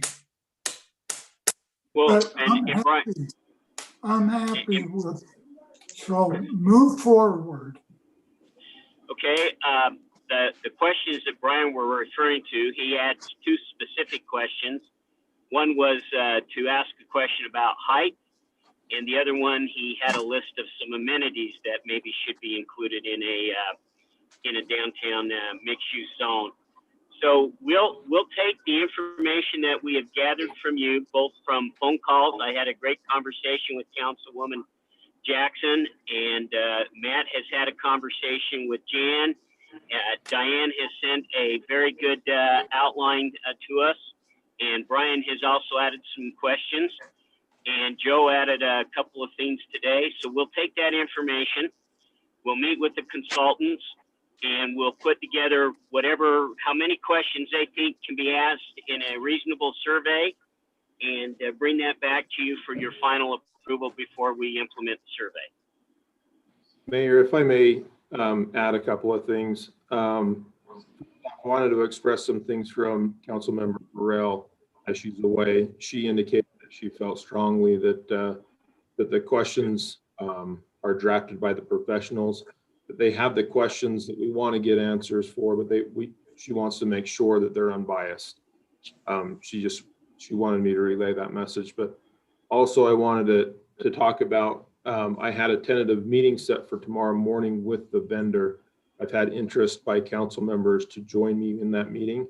Obviously, we could only have up to 2 council members in that meeting. It's set for 9:30 tomorrow. Wanted to see if that's something that anybody else would want to join in on, or if you wanted to leave that up to us. Mayor also extended that offer. We can adjust that meeting if it doesn't work as well. I can reach out to them and see if they can move it to Thursday or something, if that works better for everybody else. But I set that tentative meeting because I wanted to get on the survey as soon as possible. Okay, let's talk about that just for a second. If I understand what you're indicating is you want the city council members to do what on this contract? I've just had, I've had city council members express that they wanted to be involved in the process. And how do you see the involvement? Attending the meetings and things, the kickoff meetings and things like that. And to formulate the questions? I believe that the questions personally should be by the contractors. They are the professionals to formulate those questions. Agreed. I agree with you. Here's my only concern about all of us would probably, if we had the time, should be on that committee. And because I'm suggesting to you, there's going to be, I'll use the words I heard today, there's not going to be a more important meeting in terms of what's going to happen when the survey comes back is what will take place as a result of that survey. And so it's absolutely critical that those questions be formulated. My concern is going to be this: the professionals will generate the questions, however those may come out. And then we'll go into a debate discussion about whether we like this question or we don't like that question. I hope that's not the case, but remember, since September, we've been working questions dealing with surveys, and we're already in November and about ready to walk in December, and we still do not have a lockstep 10, 12 questions locked down. And there's a lot of reasons for that, but just recognize my concern, Matt, is that it's important that we get it right. But I also know, and I'll be one to make this point, I don't want to get near that contractor because I'm biased. And I will try to formulate questions that basically may lean for what I want. And if I get my will, then in essence is that a fair assessment? And if a city council member sits in that meeting and they instruct the questions to lean that how they want it written, then it could very well be the wrong question we want to ask. It may not be, as Jan has indicated, it may not be unbiased. So there may be some personal reasons why people want to be part of that, but I would find it probably better suited if in fact the city council stepped back. You have no vested interest in the outcome of this. The question is to you and Randy, for an example, it's a question. There's really nothing that's biased about it. We're just going to do the job you've been tasked to do. But put a person who is biased in that formula, my fear is going to be is you may find a biased outcome. And if that's the case, will the final decision when we see the questions come across as being where it was bias going in, therefore it's bias coming out? I would strongly recommend that the city council members, including the mayor, stay out of that process. Let the professionals, let the staff work it. And when we see the questions, we see them all at the same time, and then we have a pretty good confidence they're not biased. That's my opinion. Because I will tell you, and I'll make this absolutely clear, you put in that cotton picking survey that talks about raising taxes, I'm going public. You put in that survey that you're going to fire employees of the city and asking the residents, I'm going public. I'm not making a threat here. I'm going to do it. That is not the questions that should be brought in front of our residents. It is not what we're about. We're asking questions that relate to specifics downtown. We should not and cannot allow this survey to basically be biased going in. And then by nature of the survey, we find that we basically cause one more problem. We don't need the problems. We've got enough tension right now. So I'm just saying to you, Matt, I would strongly recommend that no city council members be part of this process. Let it run its independent, unbiased way, and then we all see the outcome when the outcome comes. Otherwise, you're only going to be allowed 2, and there's going to be 3 or 4 of us who are always going to wonder how much did the 2 that get in there have an influence in terms of the outcome of those questions. I don't think that's the way to do this. I agree. I don't think any council member should be, including the mayor, in that decision. I don't think it should be biased. Leave it up to professionals. And I think some of the questions shouldn't be yes or no. They should be, right. I don't know. I agree with you, Mayor. Just too important. You're talking about a decision that's going to be made. And I'll be blunt. Some council members are waiting for this survey to basically make a decision. The most important thing the survey has to be, it's fair and equitable. Exactly. So that when you get the results back, they're going to give you the answer you need and the answer you want. Otherwise, you may be suspect in terms of whether the question is in fact was bias going in. And if it was, will it sway your decision one way or another? I say take all of that options out. Let's let this be pure. So if you have a difference of opinion, give me a call. Let's have a conversation.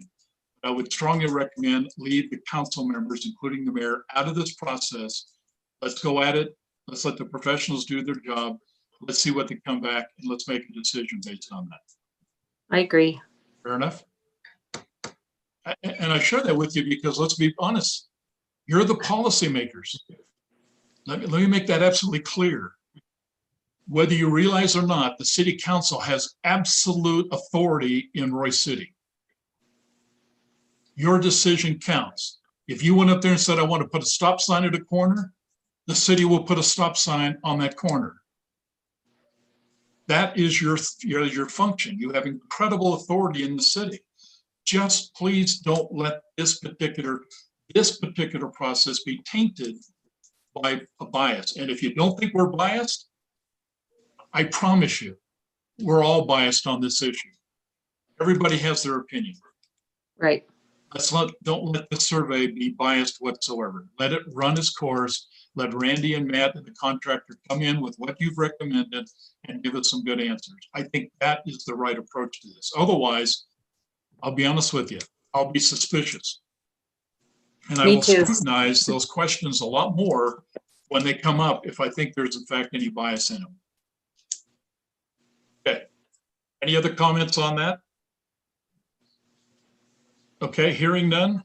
Thank you, Randy. Look forward to see what you and Matt come up with. And if you guys have a different opinion about whether council members should be engaged in this, please let me know, and then we'll kind of go from there. The next one talks about, we got speed. Can I just clarify? Yeah, can you hear me? I want to clarify just one thing. There's no problem with the sharing with the consultants, some of the information that we've already obtained from the council regarding the downtown. No. I think the council has basically, Randy, given you list upon list. I think I've sent 3 complete different lists into you.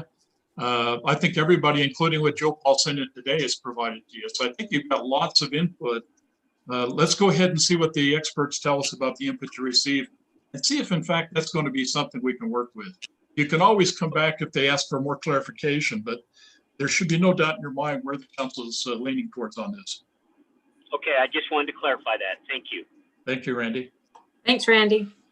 Okay, speeding survey on 6,000 South and 2275 West. Matt, council, I don't know if you have, Brian, you said one time in a meeting, you had some people talking about speeding on 3400 West. The way the law reads, council's decision to come up and say, hey, we've got input. Would you be willing to go ahead and make a change or do something after you get public input? I have got input from people that are saying there's just people speeding all over the place on 6,000. I think the issue with 6,000 has been a large part because North Davis Sewer has been digging that up and people are just diverting off to 5,600 and moving to 6,000. I think that's causing part of it. And interesting enough, over on 2275, that's a main street through there. And interesting enough, I think a lot of that is coming from high school kids. They were coming out of the school and they're just racing down there. People then are complaining to me, indicating they're getting speeding through there. You can hear them as they rip through there about 1 or 2 o'clock in the morning. Let's face it, the chief can do a lot, but his officers can only do so much. And if I remember right, Matt, Chief, I believe there's some technology shifts that we've accomplished or acquired here recently that may give us an opportunity to do more surveillance kind of testing and determine whether we really have a problem or not. So with that comment, first, is it feasible that we might be able to put some type of a speed survey to assess whether we've got a problem on both on 6,000 and particularly the streets on 3,100 and above. So it's kind of above. I've been hearing a lot of speeding on 4,300 West, just below Emma Russell. There is a school bus stop right there. There's a crosswalk from Emma Russell into the neighborhood that's in Hooper. There's people that live in Roy that go down to Freedom Elementary and they cross there. It's pretty nasty. Yeah, that's what, Brian, you said that you got complaints coming from residents about 4,300. I guess my you almost need a stop sign at that school crossing, just like we have right there at North Park Elementary. Well, that's again, that's a city council decision at the recommendation of a survey. So, Chief, Matt, can we do a couple of surveys here to see if in fact we can find out whether we got a real problem or not? Yeah, I don't know if Chief wants to talk, but yeah, we have purchased a device. We also have that speeding trailer. It doesn't provide us the data that we would like out of it. It's more of a deterrent, but yeah, we had that device that we did put down on 4300 West down by Emma Russell. We can check out the other locations with that device. People don't know it's there, but yeah, we could definitely look into it. Okay, council, here's the quest. Would you be okay if in fact, and I'll let Matt and the chief work the details. Would you be okay if they perform type of a survey on 6,022.75? And then maybe if we can, maybe the chief can report back in terms of what they found out on 4,300 to Joe Paul as well as Brian, because obviously you're getting some feedback on that street as well. So is it 2,200, you mean? The road that municipal? 2275. Well, 20, it's 2,200? 2275. Okay, because I thought 2,200 is the one that goes all the way through past municipal. That's the main thoroughfare. That is, I live, yeah. That's 20. It's the one 2275. It's between the high school on 48. It tees on 48 and it tees all the way down by the cemetery. Okay. And there's no stop sign. There's nothing in there. Just a good speedway for about 4 or 5 blocks. And the residents in there. In fact, the interesting part is some of the residents want to sign a petition and bring it to city council and basically petition the city council to do something. And my point was, as I'm trying to explain to them, really the way we'd have to approach this anyway would be is we just have to do a survey. We've got to assess whether there's realism in the information or not. And I think what Matt and the chief has indicated, they have technology that can do that. Okay. You've also got,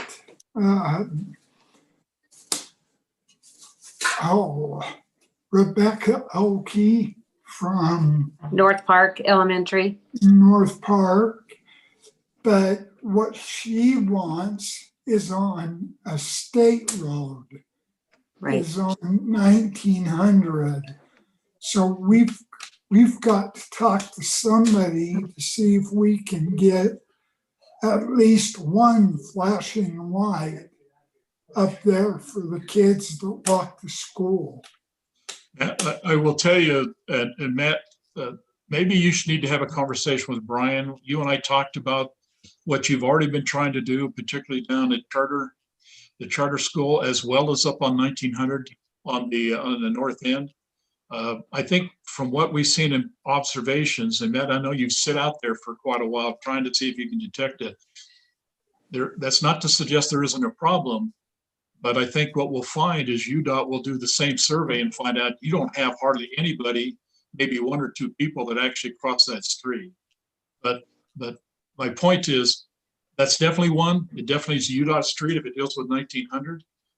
We'd have to incorporate that in here. I just want to focus on the 2 that are inside Royce City, that are owned by Royce City.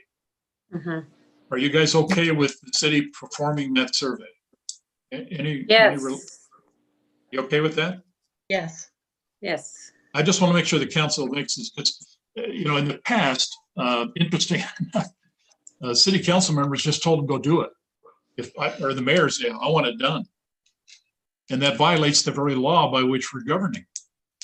Power of the city council is where the power is. The power is not in the individual.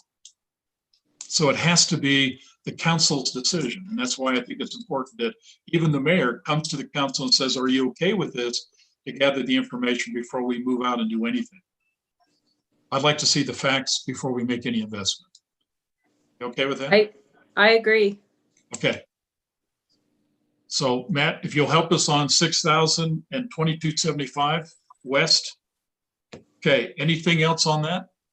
Yeah, Carl was trying to speak for a little bit, but his computer is not allowing him to do so. He just wanted me to let you know that we had that device down on 4300 West. The device was actually not owned by Royce City, but we have purchased one. It's going to be here on November 30th, and we can perfect that. So. Oh, good.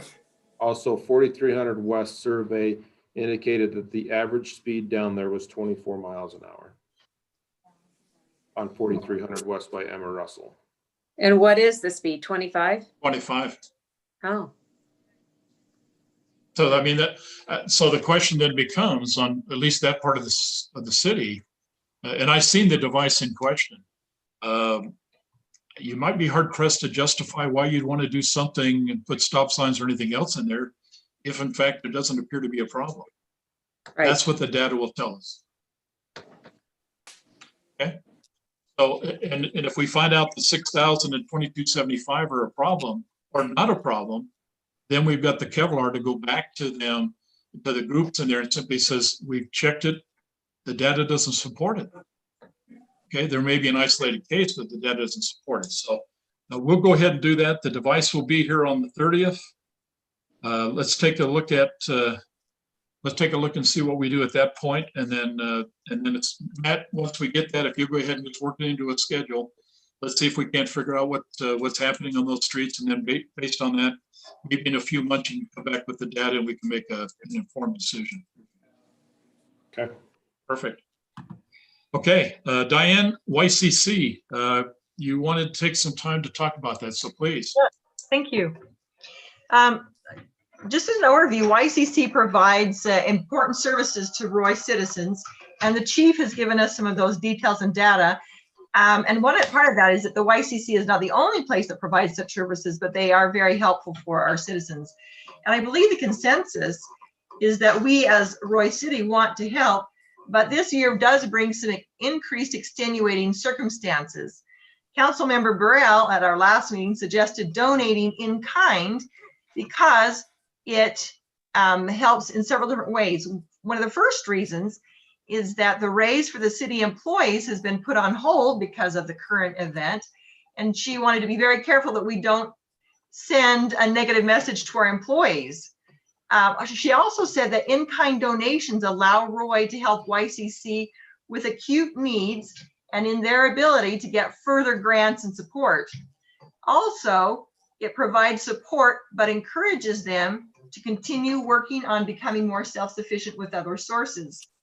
So I had quite a long conversation with Executive Director Margaret Rose, and she understands certainly the current multifaceted situation presented by the pandemic, and she was actually very positive about in-kind donations.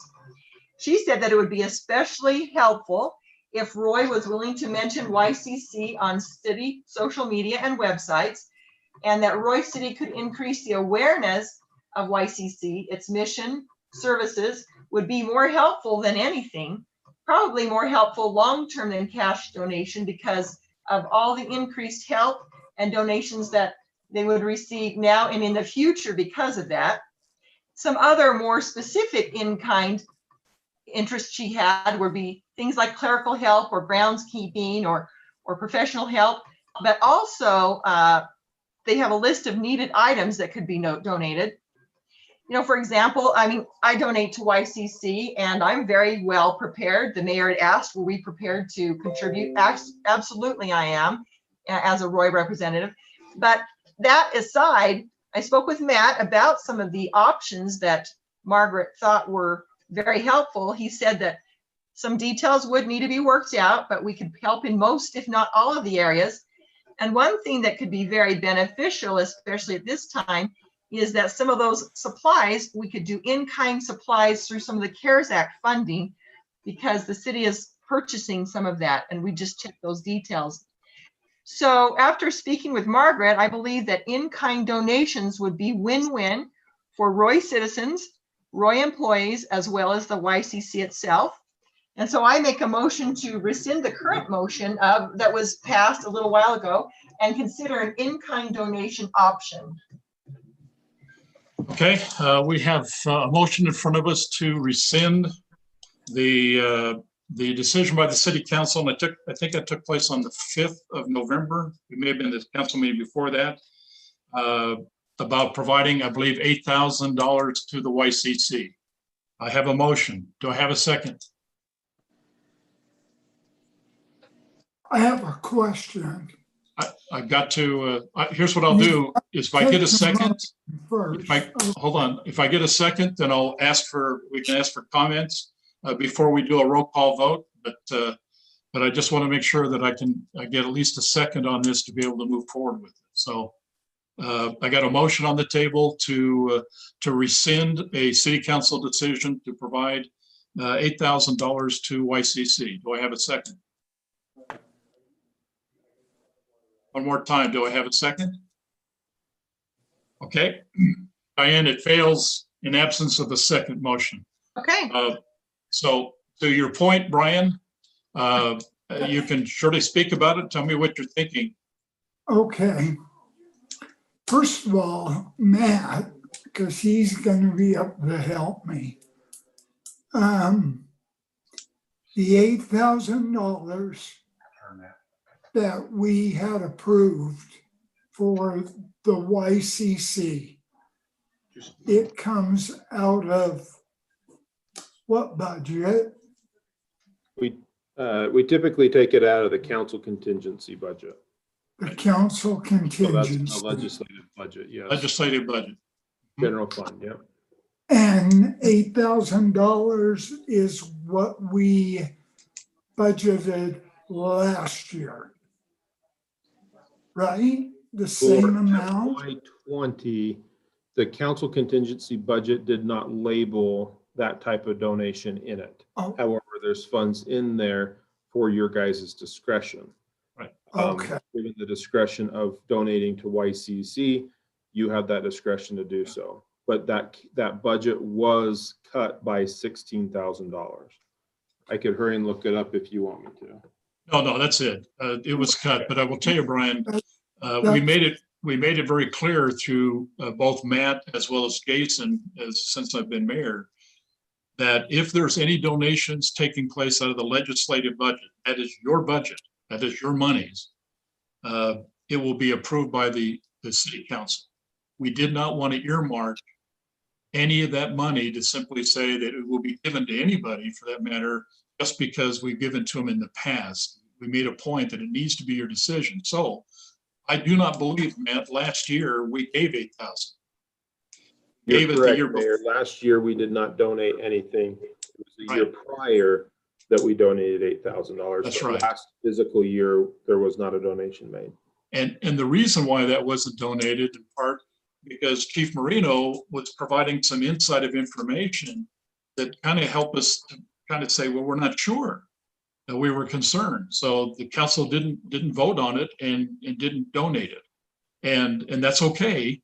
But as you've seen from the report came from Chief Marino came back and said, he said to us, the change in management down there has been significant. There had been some changes, a lot more cooperation taking place between the city and YCC as it relates to the people that Royce City is in fact going down there. In fact, I think his comment in the last meeting was YCC is so full now, they've had to redirect some of the people down into Catesville. But let me just make it clear, and I don't see anybody here that would probably have this answer to validate that, but I think I can speak from pretty good expertise. This pandemic has created an incredible amount of stress.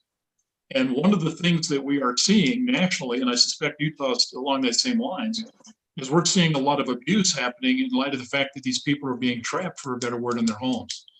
And with that, a lot more people are having to rely upon the resources like YCC for some type of a safe ground or safe haven to get away from the abuse.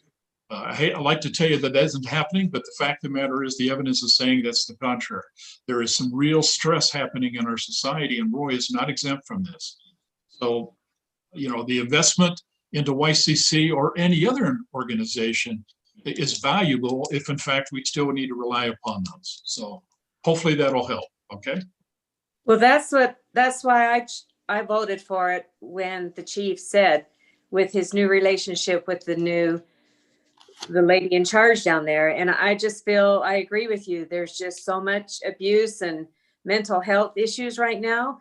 And I appreciate all the work that Diane did and that she could volunteer. I can't fit any more volunteer into my day with everything that I do, and to have to coordinate all that and have someone be in charge of all those things, it would really, be a chore for somebody. But I just feel that with the mental health of people and the abuse and the neglect of children and spouses, and I just hated to not give them the money that obviously I was texting Matt, making sure it was okay if we could afford it when I voted for it. And I just think that mental health and the YCC just really could use our money. And that's why I voted to keep it. Okay. Matt, go ahead. I asked Matt just to give you a heads up because Diane had some concerns and she has a right to look at her to rescind this, and she provided her response. I asked Matt not to do anything with that money until we figured this out. I think we just figured it out. So Matt, let's go ahead and fulfill the requirement according to the city council meeting's decision. Okay, I'd like to now bring the public in. I think we got Kevin out there. I think Melissa's out there. I'd like to open up for public comments. So we'll go ahead and listen to Kevin Homer. Sorry we've been so long, but a lot of important things we talked about. Kevin, you still there?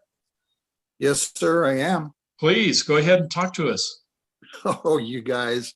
I want to speak to two things on item G for discussions about fiber network and then also about YCC. Go ahead. Fiber optics, I'll tell you what, I am one of the geekiest people you will ever find. I have been nearly 50 years an enthusiast about computer technology, worked for large companies from Microsoft to medium-sized companies like the LDS Church to small startup companies. And you would be hard pressed to find anybody that loves computer technology and internet technologies more than I do. Oh, my goodness, I was using the internet back when it was 300 baud modem screeching away trying to connect to the internet. So to be able to have fiber internet connection is absolutely awesome. However, I believe that it is inappropriate for cities to finance and own and sponsor any kind of service, including this service. I know that Utopia Fiber has been around for 10 or 15 years, and I remember their model 10 years ago, a lot like Mr. Saxton was mentioning, is that they would go to the cities and ask the cities to completely fund the infrastructure. And that model failed. And in the last 5 years, less than 5 years, Utopia has been going with a different model where they try to do, well, like what Kaysville did, offer a $20 million bond to be able to have the city install that infrastructure. And I'm glad that it failed, even though I love technology, I love fast internet. It's not appropriate for governments at any level to try to fund and pick and choose which businesses win or lose. Now, Utopia Fiber is available. Life Hub is an extension of that. And then also Google Fiber is being rolled out here in Utah. Not very many people know about it yet, but Google is working on that. I'm very encouraged to hear from not only the mayor and the city council, but the staff, the things that you all have said about this particular infrastructure. I would encourage a lot of caution about this. There are other technologies that are not going to require nearly as much money that are already being rolled out. Now, I don't know if you've been following it, but SpaceX, which is a Tesla company, has been setting up Starlink, which is low Earth orbit satellites, and they're getting download and upload speeds and latency speeds.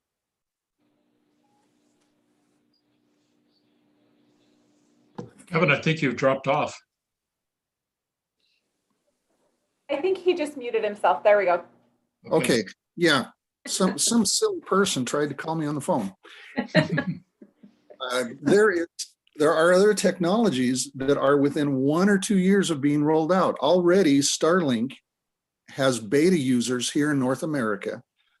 SpaceX has already deployed thousands of satellites in low Earth orbit, and they're in the process of deploying more and more until the entire planet will have high-speed internet for less than $90 to $100 a month. For this city to commit to a 30-year bond for what is, I guarantee you, going to be an old, useless technology in less than 5 years, I think would be a very big mistake. But I appreciate what I've heard from every one of you. It sounds like you're being cautious. In fact, Mayor, one thing that you said specifically about the housing, which was on section M, which had to, with lowering fees to promote those businesses, I think that's an entirely appropriate thing to do with anyone that wants to provide internet here in the city. Lower the barriers to it, lower the taxes, lower the permit fees, make Roy a beacon of free market so that people will want to bring their ideas and come here. Okay. A great comment. That's it about fiber. About YCC, really quickly. I appreciate Ms. Wilson's involvement in that. I became aware of YCC through working with you all here at Royce City. I think YCC is a very wonderful organization. A lot of things, they give relief for, stress, a lot of problems that they address. I think they're a very worthy private charitable organization. And like some of you do, I willingly donate some of my personal money to YCC. I think that the recommendation to publicize YCC on the city website and in the Roy Connection magazine, those are very appropriate things to do. But I tend to agree with James Madison, who said that charity has no part in government legislative processes. Any government should not be taking public funds and donating them to individuals or groups, no matter how worthy the cause. That is the right of individuals, not governments. So there you go, all the way from St. George in my pajamas. Well, Kevin, thank you for your input. Okay, we appreciate that. Thank you all for your time. Thank you. I do believe Morgan, Melissa was actually out there. Is she available? Melissa, please. Thank you so much. We've been listening the whole time, and I have a few comments all over the place. So first, we really appreciate the whole city survey. Not everyone reaches out to volunteer comments. And a few years ago, I worked on the door-to-door survey that I believe, Mr. Dando, you initiated when you were on the council. And it made a big difference, not just in what the results were, but on my perspective of what people were thinking. So I think reaching out for the whole community to have a voice is powerful. In regards to fiber, it sounded like the only part of the proposal that was discussed was having the city run it as a utility. And I just was curious why the co-op option wasn't discussed more. I've lived in 4 places in Roy, and internet options are not equal. I heard that several council members use CityLink. That is not an option in my home. And also, we've reached out to Utopia every year when we're renegotiating with Xfinity on what our options are, because we have to pay $80 to $100 a month. And I understand that not everyone needs it, and it should not pony on the backs of every person. But I do think it's worth requesting RPs for future to see what other options are available besides having the city run it as a utility. And maybe that is the only option, but it seems like to shut it down and to not have any conversation is not beneficial when there is a lot of interest. In regards to the survey, it was said that a person's age and time lived in the community should be asked. That's technically private personal information regarded as PPI. And if listed on a survey, it has to be listed as voluntary.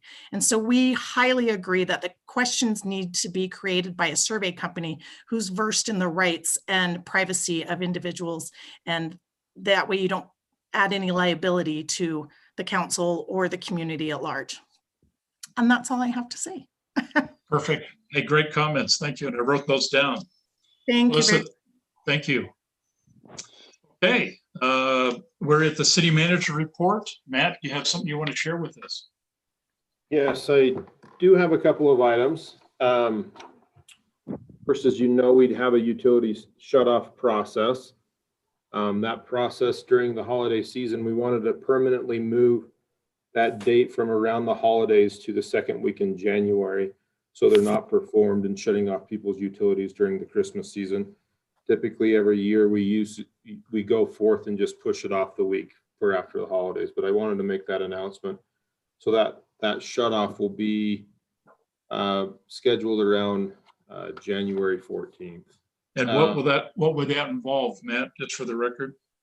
So how it works is if an individual doesn't pay their utility account, they have so many months And then eventually they just get turned off. Oh, okay. City That's employees what you meant by turned shut off. off their Okay. water to get them to pay the bill. Okay, yeah, makes sense. Okay. Also, you may have seen that we put out an RFP, a request for proposal for a new general banking service. As you might know, we use the PTIF for our main savings account, but for the checking where we issue checks to vendors and everybody else, we have been using Zions Bank. During this RFP process, we've interviewed the candidates. We did receive 3 proposals, and we are working to award the contract to the Bank of Utah. As you know, they have a local branch here. They're very friendly. We've worked with them in the past. We'll be bringing that contract to you probably depending on when we can get it approved through the Bank of Utah. But we want to get it done in December so we can get going on the new banking services January 1st. Okay. Also, big shout out to our fire department. They had reached out and got a bunch of COVID testing kits that they are able to test essential city employees for COVID. What this will do is allow city employees that have more of a common cold to be able to get back to work. If they do get a positive, they do have to go get another test, but big thanks to them. I know we are one of just a couple of departments that were able to receive those tests, and all those fire employees, there's a person that was trained on each schedule to do that COVID testing. So, but I also need to mention that it is for city employees, members of the council, mayor, you are considered essential for the city's functionality. So if you do come down with something, contact myself or Chief Golden on that. Perfect. Also, we typically do a Christmas dinner for city council members, planning commissioners, and senior staff in the city. I would personally propose that, given the state of COVID and everything, that we cancel that. Obviously, we're still meeting electronically, and I'd hate to just meet for a meal. Wanted to get your ideas on that, though, before I make that decision. So we typically schedule it around this time, and it's usually mid-December. I can't imagine, given what's going on, that that's going to change much now till December. So any additional thoughts on that, anybody? I vote we get, what's that? Not Uber. What's the Uber Eats or something? Yeah. Yeah. No, I think that's a wise idea. I can't think of anybody wants to come and take a chance of being in an enclosed restaurant with a bunch of people. The whole point is to talk to each other. If you have to be 6 feet away, then kind of takes away the whole Matt. fun. Yeah. Matt, I agree with council. Now, what are you doing for the rest of the employees? We did have in our budget, we're going to be talking about different things next council meeting. Is we have the CAFR report, the comprehensive annual financial reports being reported. We do have in the budget when the directors all met and put that budget forth to city council. We knew that we weren't able to do the Christmas or the summer party, but we did have in there for a Christmas bonus for city employees. And so I would vote that you take any money that you're using for the city council and put it in towards beefing up something for the employees. Okay. All right. Thanks for that input.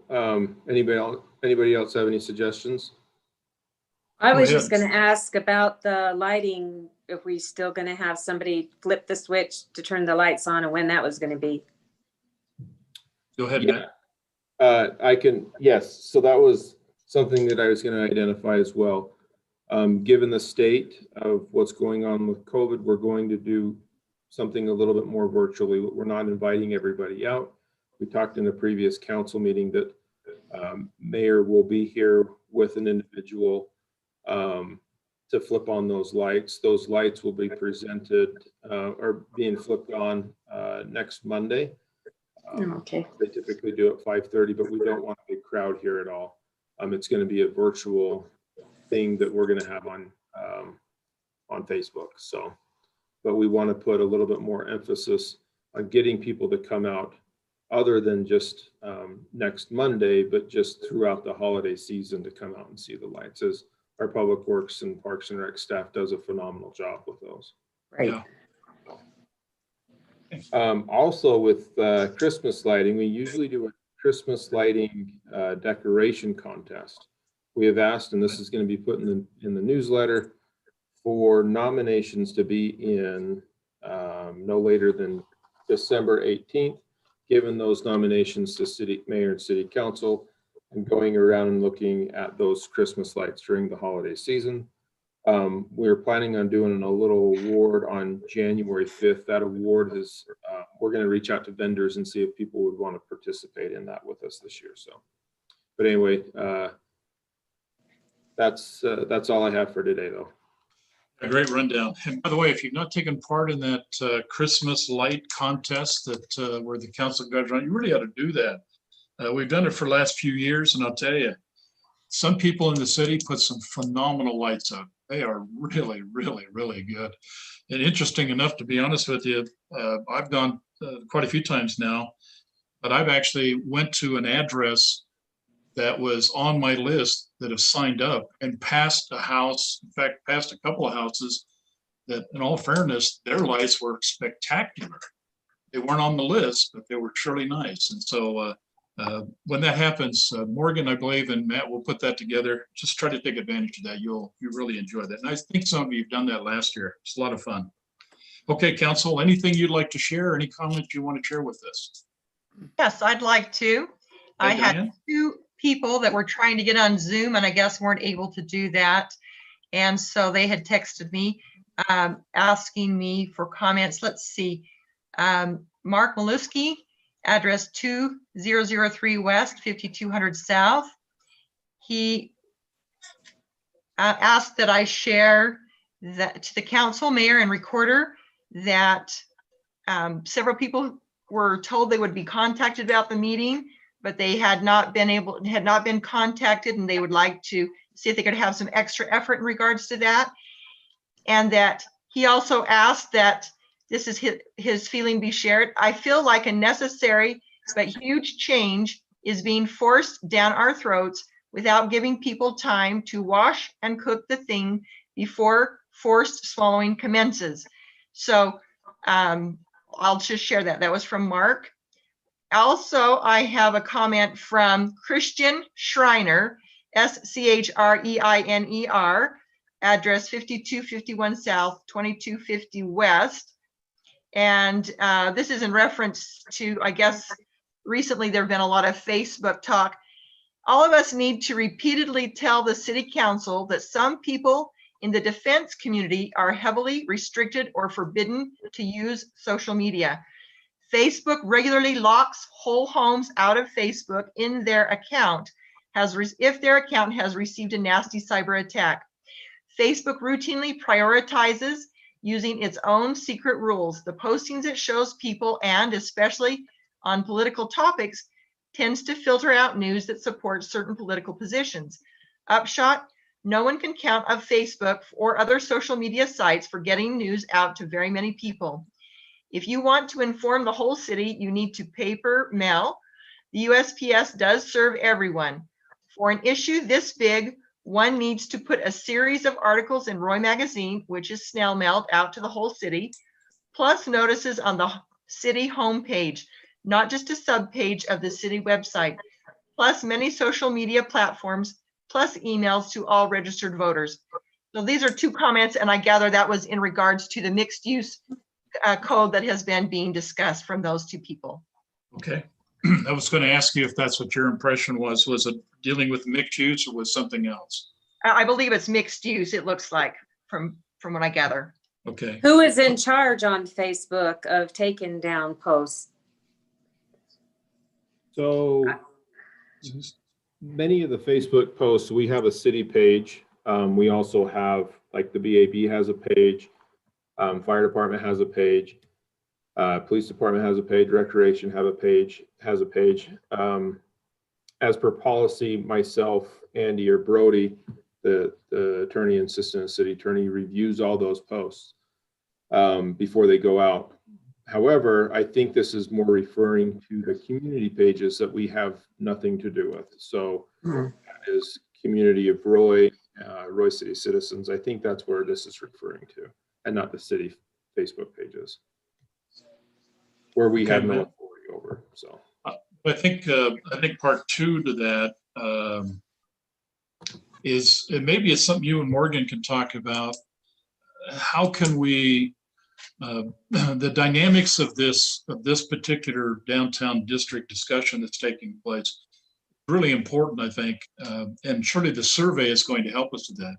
But one thing that we can do, and we ought to be doing, and I don't see Randy on this, but I'll share it with you.